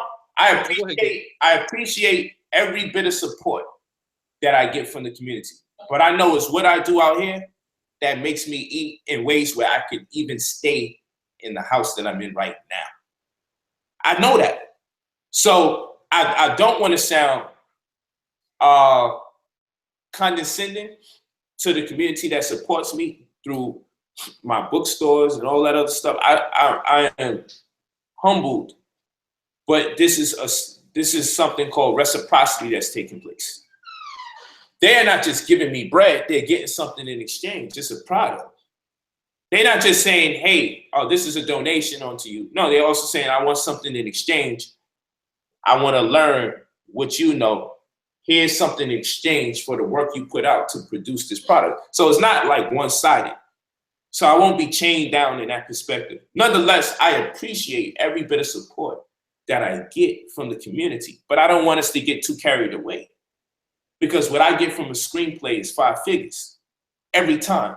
I never get 2,000, 3,000. When I do put a screenplay down and I get paid for it, I do get 5 figures for it. That'll cover me for a year worth of support that I may get from the Black community. When I get tremendous support, when I do events, it's because I'm smart enough to produce them myself and control a lot of the going-ons of what's taking place there. So, and then my vision and my ability to not be scared and market and spend money on marketing to make my events as successful as they're going to be. That comes from up here. Because if you watch everybody else doing anything, I know personally they couldn't possibly be experiencing this level of success that I experienced, because I achieved a lot of my success up here in studying the things that they call white man sciences, like Six Sigma resource allocation, getting QuickBooks software, like the things that I'm into that everyone was discouraging me and saying, look, that's that white people stuff.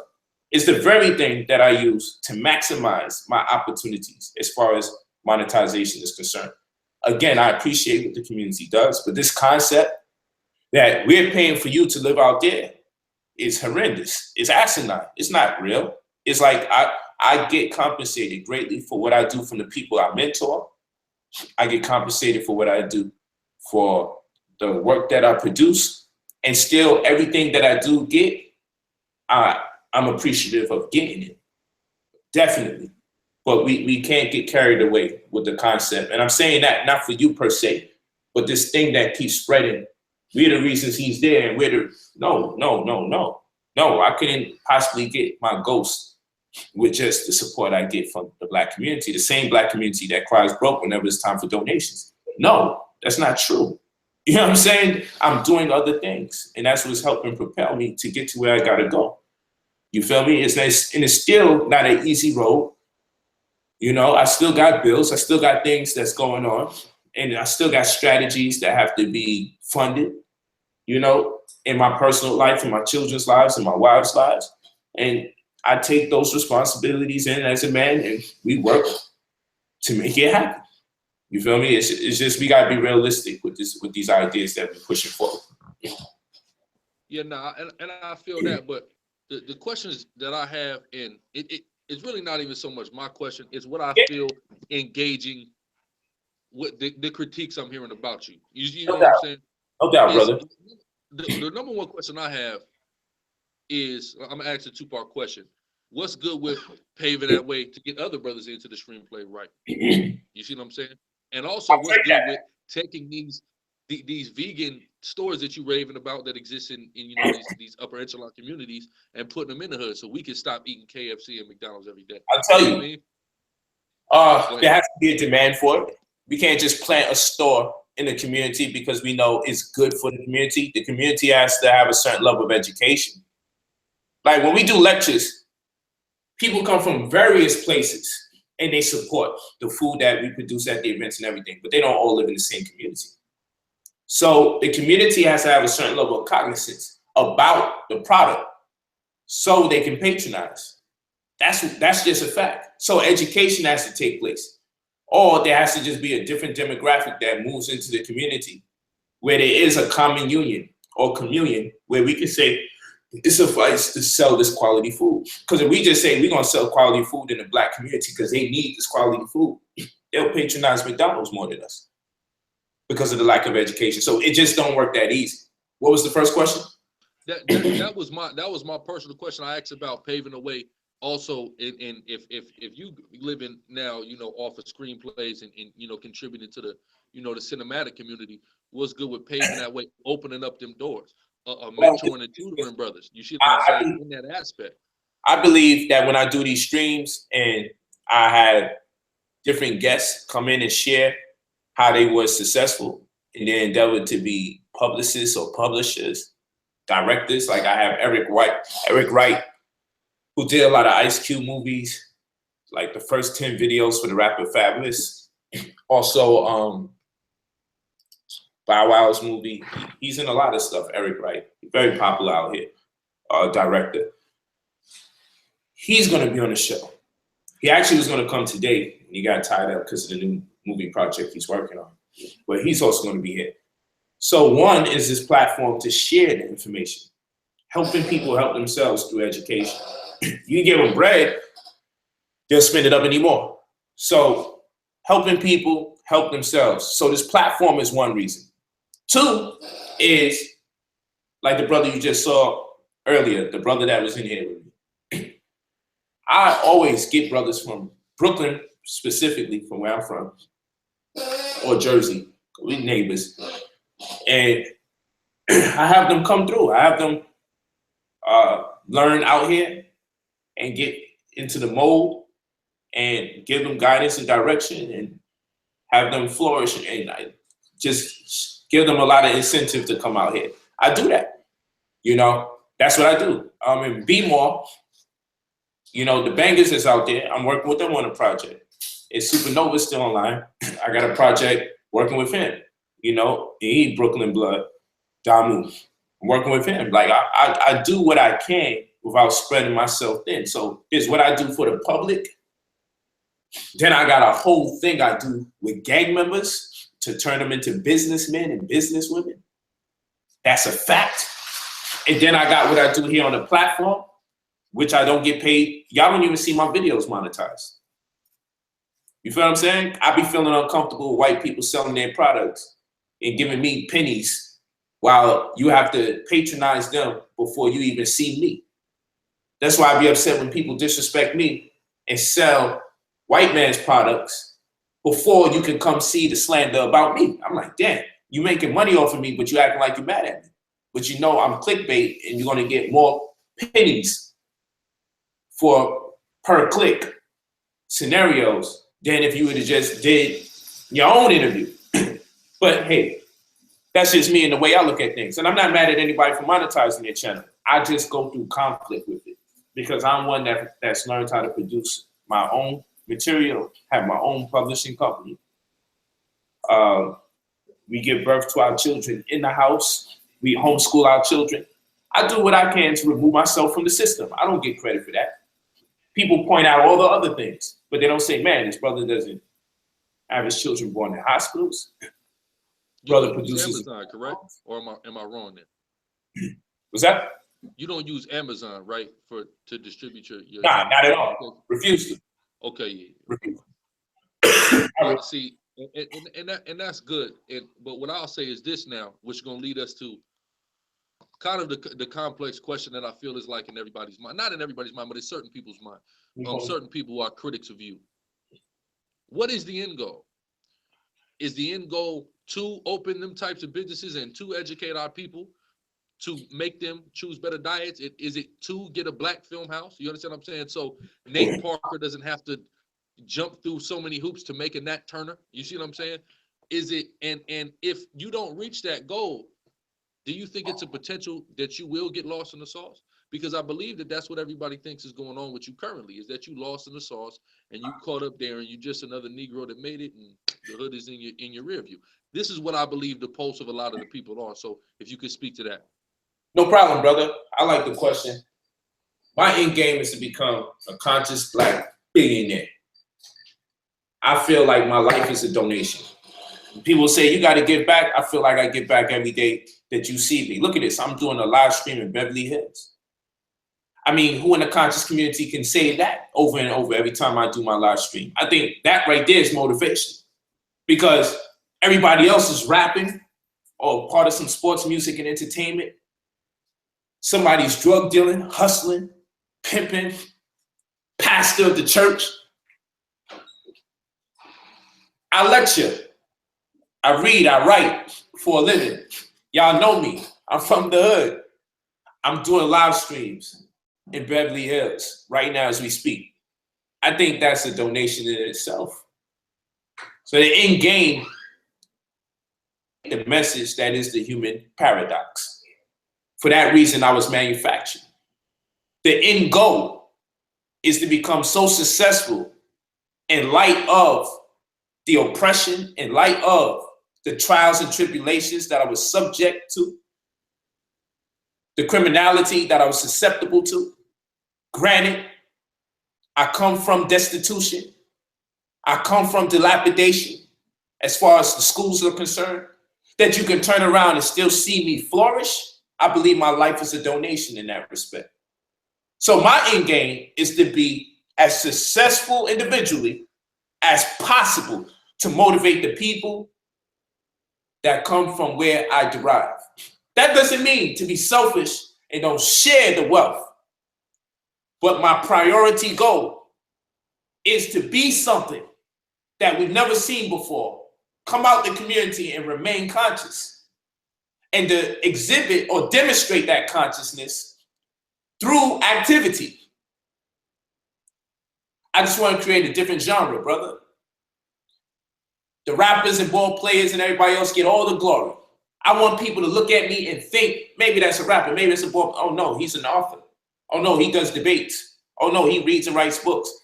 That's me. I want to create a genre of activity where I make consciousness cool in places where it wasn't invited. I want to make consciousness the new thing.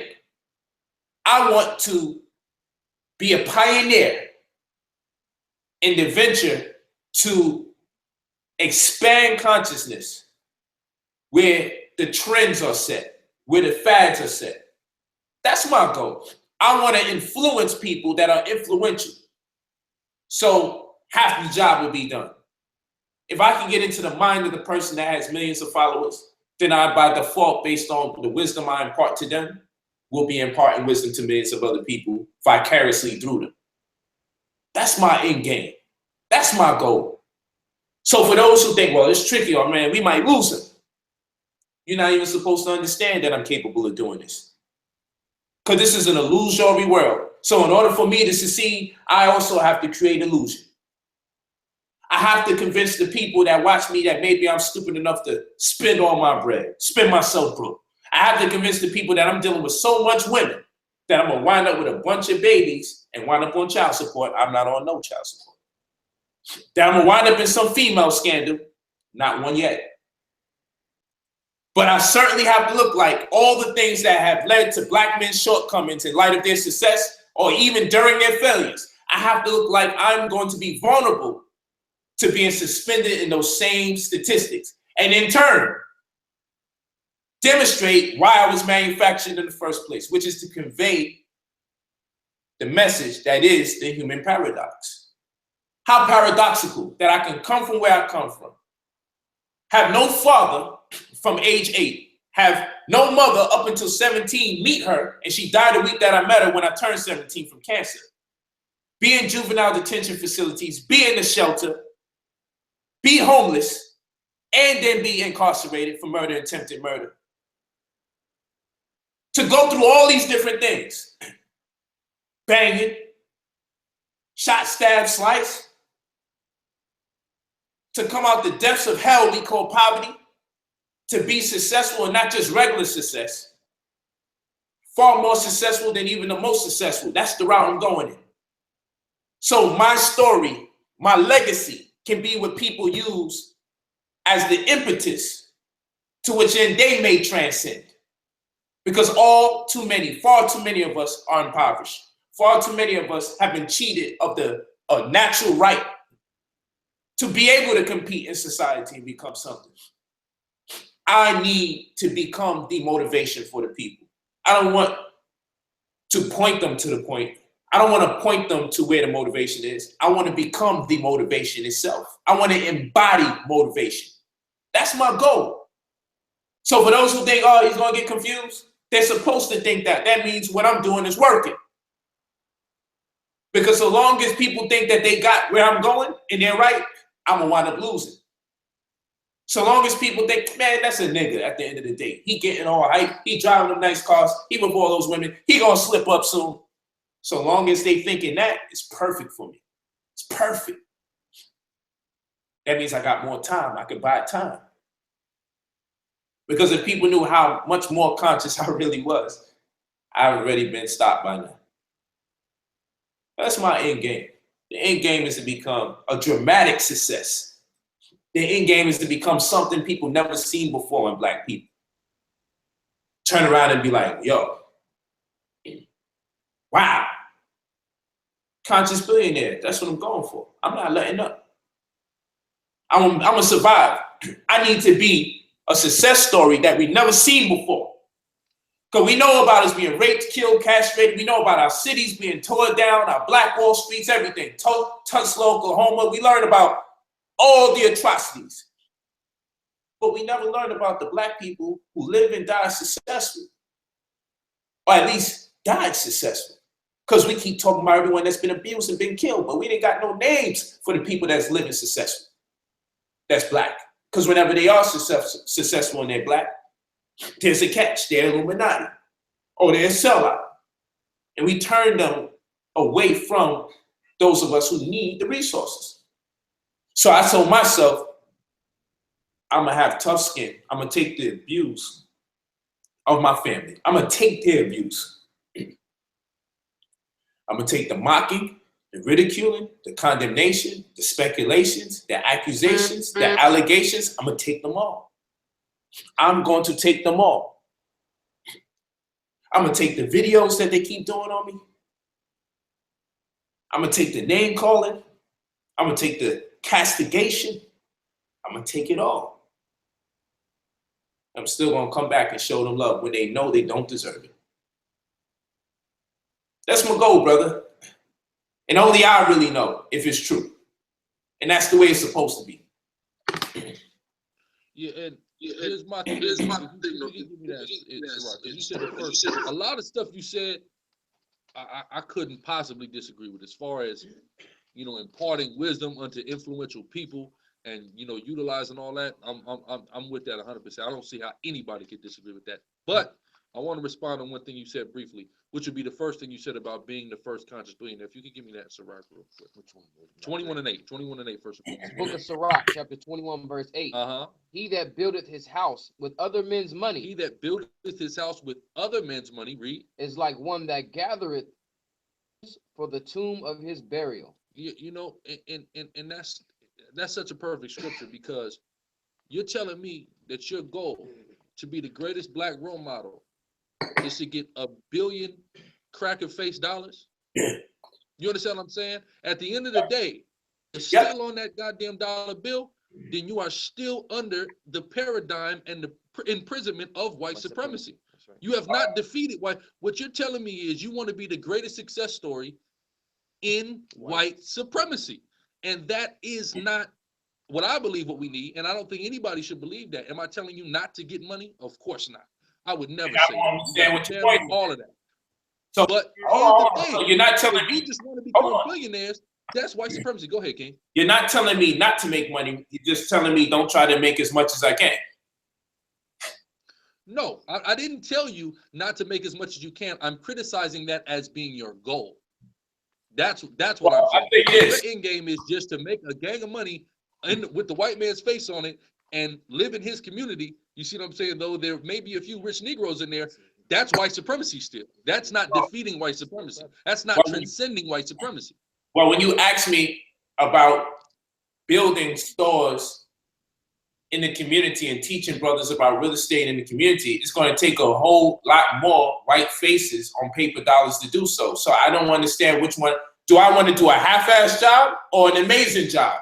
If I'm being asked, are you going to create some of those health food stores in the community? We're going to have to use paper money at some point to accomplish that. So are you asking me to participate in white supremacy by your standard in order to create these stores? Because we're not going to do it without the money. I just want to do a superb job. I don't want to stop at one store. I don't want to stop at two. I don't understand what you're telling me, brother. I just want to do better than most. That's all. Now, where are we going to get that's for the thing. create the stores that you telling me to create in the community? Now, because I'm criticizing that as the end game. I'm criticizing that as the goal. Like I said, we got to make money. We got to get money in order to do these various things within these confines. But to me personally, I believe the end goal should be the transcendence of white supremacy, the escape of white supremacy by our people. You see what I'm saying? That's the idea. We're going to get our little chips now and do what we got to do now, but this is all just in the meantime. You see what I'm saying? I don't know what you're talking about. What does that mean? Be specific. What does that mean? What's going to take place? How are we going to accomplish that?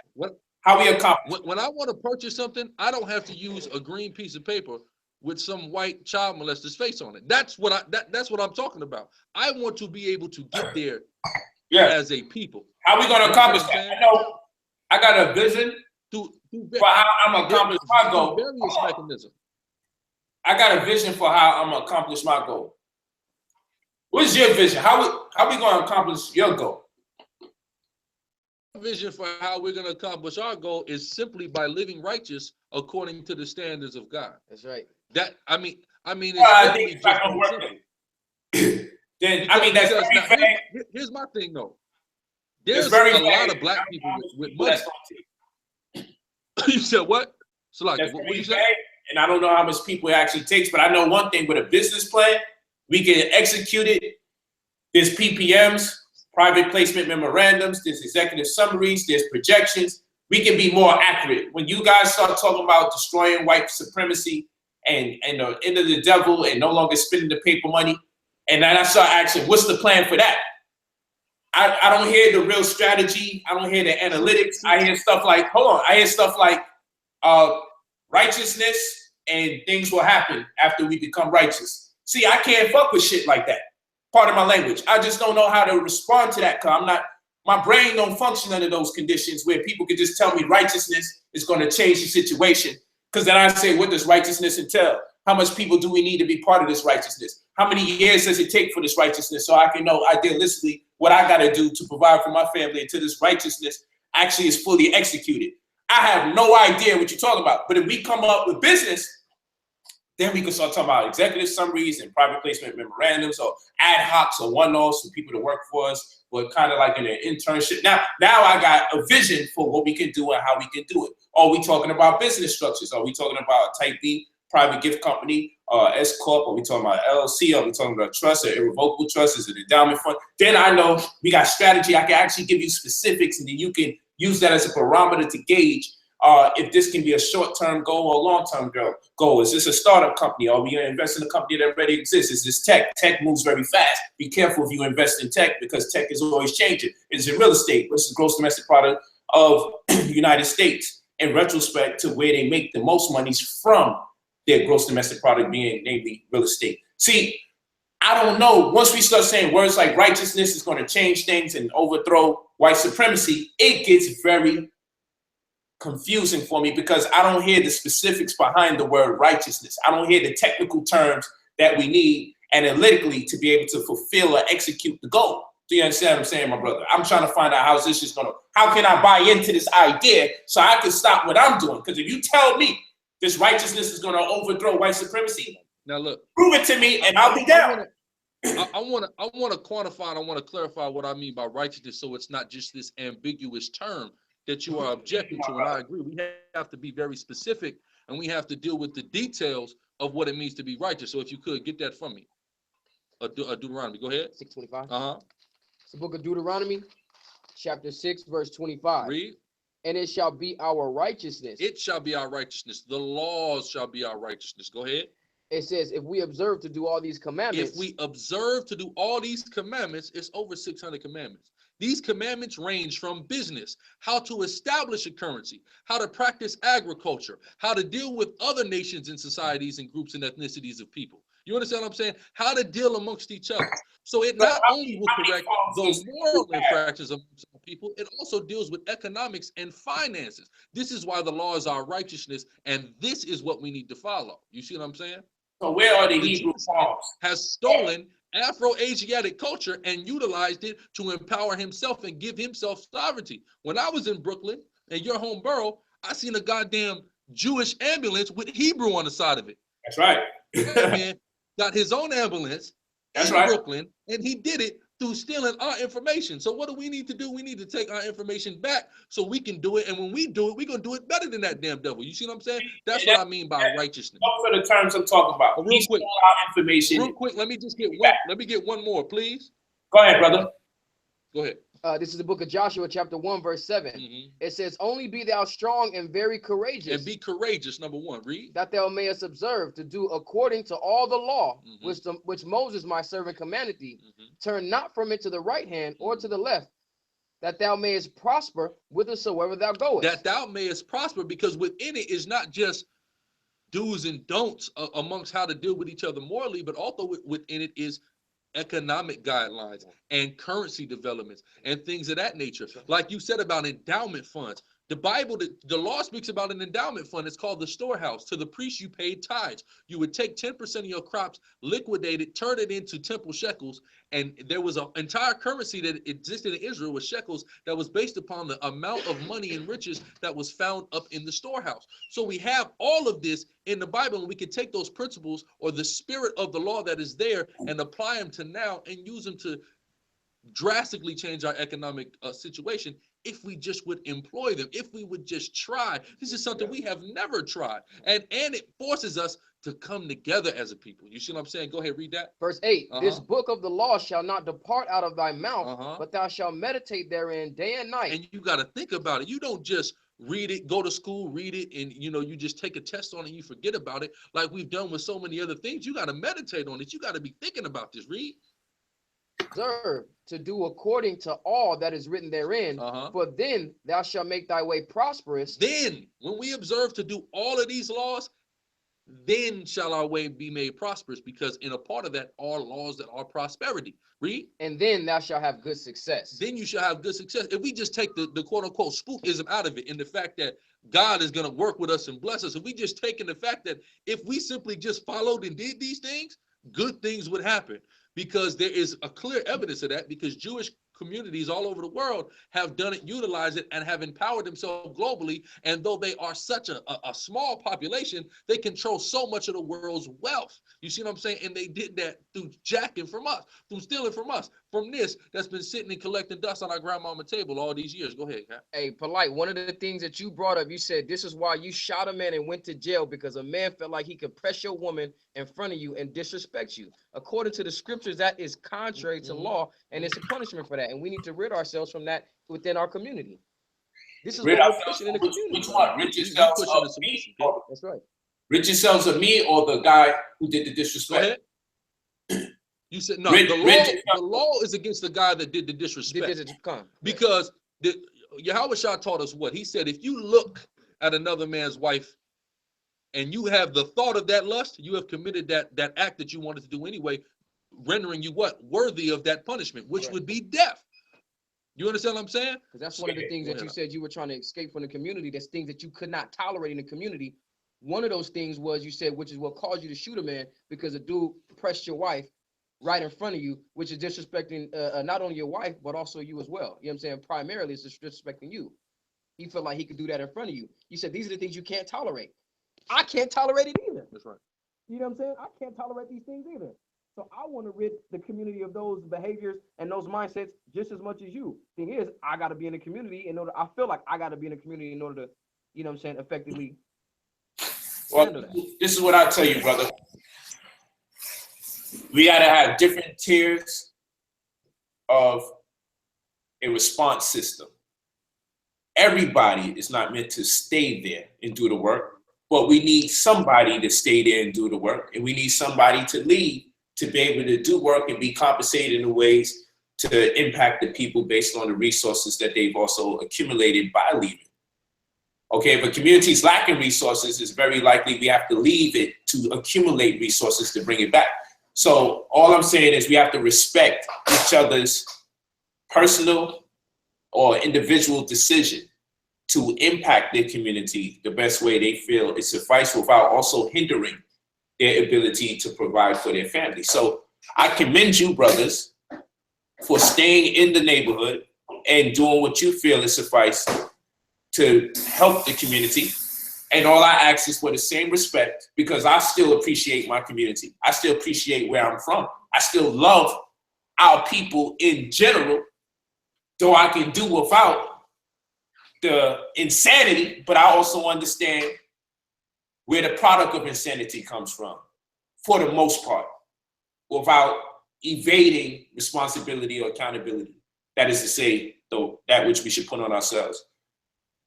I understand the nuances. We just gotta respect the fact that some people are going to affect the community from the outside, and some of us are going to affect the community from the inside. We gotta respect that. But the concept that everyone has to stay in there is completely wrong. It's exaggerative, and we're romanticizing on a black form of rhetoric, a black conscious rhetoric that will hinder us in our opportunity to grow as a whole, because it's going to wind up creating a subtle divide amongst the people in the community and those who left. And that is something we can't afford to do. We got to embrace everybody so long as their mission is to still see to it that our race progresses and or advances. So with that, I thank you, brothers. I'm gonna close out. We have to keep up the build. We have to get into this conversation again. Just like we picked up the other conversation, we have to pick this one up and really go through it thoroughly, because I really want to get into it. I just don't want to make the stream too long. Even though when people say, man, the streams are too long, I say, why don't you just watch some of it and watch some more of it later, like you would watch different videos. But I see that's very difficult for some people. While other people say, I like it, and if I can't watch the whole thing straight, I continue where I left off. Because if you watch a video on your phone, believe it, when you turn your phone off, it dies, you charge it, you go back to the video, it continues right where you left off. Technology is very, very much so upgraded these days. Y'all don't have to worry about putting too much thought into it. All you gotta do is go back to the same video and it will literally pick up right where you left off. So I thank you all for showing up. Be sure to go to 2012stores.com to get any of our books or DVDs. Be sure to catch me out there in Baltimore and Ohio. I'll be in Baltimore on the 17th. We put the flyer at the beginning of the video. I really appreciate everybody's effort to make it on the stream. All 800 plus that's still sitting in here. Thank you so much. Of course, we did another 1,000 plus today, which was great. I'm glad on such short notice that we can make these type of conversations manifest, because it's needed. Guerrilla Hebrew, you brought great perspective, especially in this part of the conversation. Great questioning. I thank you for just being honest with your questions. And then, you know, I brought some questions to you. So we did a good job together, my brother. I appreciate it. I'm sure the people learned quite a bit. And thank my brother that's been working with you, responding to the Bible in due fashion and in real time. I thank him for contributing that to the platform to give people more insight about the scriptures. You're definitely one of the best people to pierce through that Bible and give great response time to the things that you hear. I believe that's the way it's supposed to be. You know, you should back up your statements or preference your statements based on references that come from the scripture that you yield to. So I thank you for that. Can't thank you enough. And you know what? I thank you for it not being chaotic, man. You know what I'm saying? Like, it's very rarely do brothers who don't come from the same faith or spiritual disposition can we have this kind of conversation without even talking over each other, man. So I really thank you for that. And if Michael Edwards is still on, I also thank him for having an intellectual conversation because we see it can't exist. We did a great job together. You know, we did a great job together listening to each other. And as we could clearly see, we did the numbers. So it wasn't that we were boring, even though we wasn't disrespecting each other or cursing each other out. We did a great job together. And I think we should have more dialogues like this because it's easier to learn from it. And it makes less people grimace. So, Guerrilla, do you have anything to close out with? You want to say? Yeah, we'll continue this again. Of course, I got to give all praises, honor, and glory unto Yahweh Bashim Yahweh, but also, and maybe in the next one we can talk about. I'd like to bring that up, black banks, if you ready to do it. Black what? Black banks, black financial institutions. Yeah, we can do that. I mean, we may agree on that. I'm not sure what's going to go on, but I'm with it. Yeah, my question would be, are you planning on potentially moving any of your liquid cash into any of the black financial institutions that exist in Los Angeles? We'll discuss that for the next show. Hey, perfect. It was a pleasure always, brother.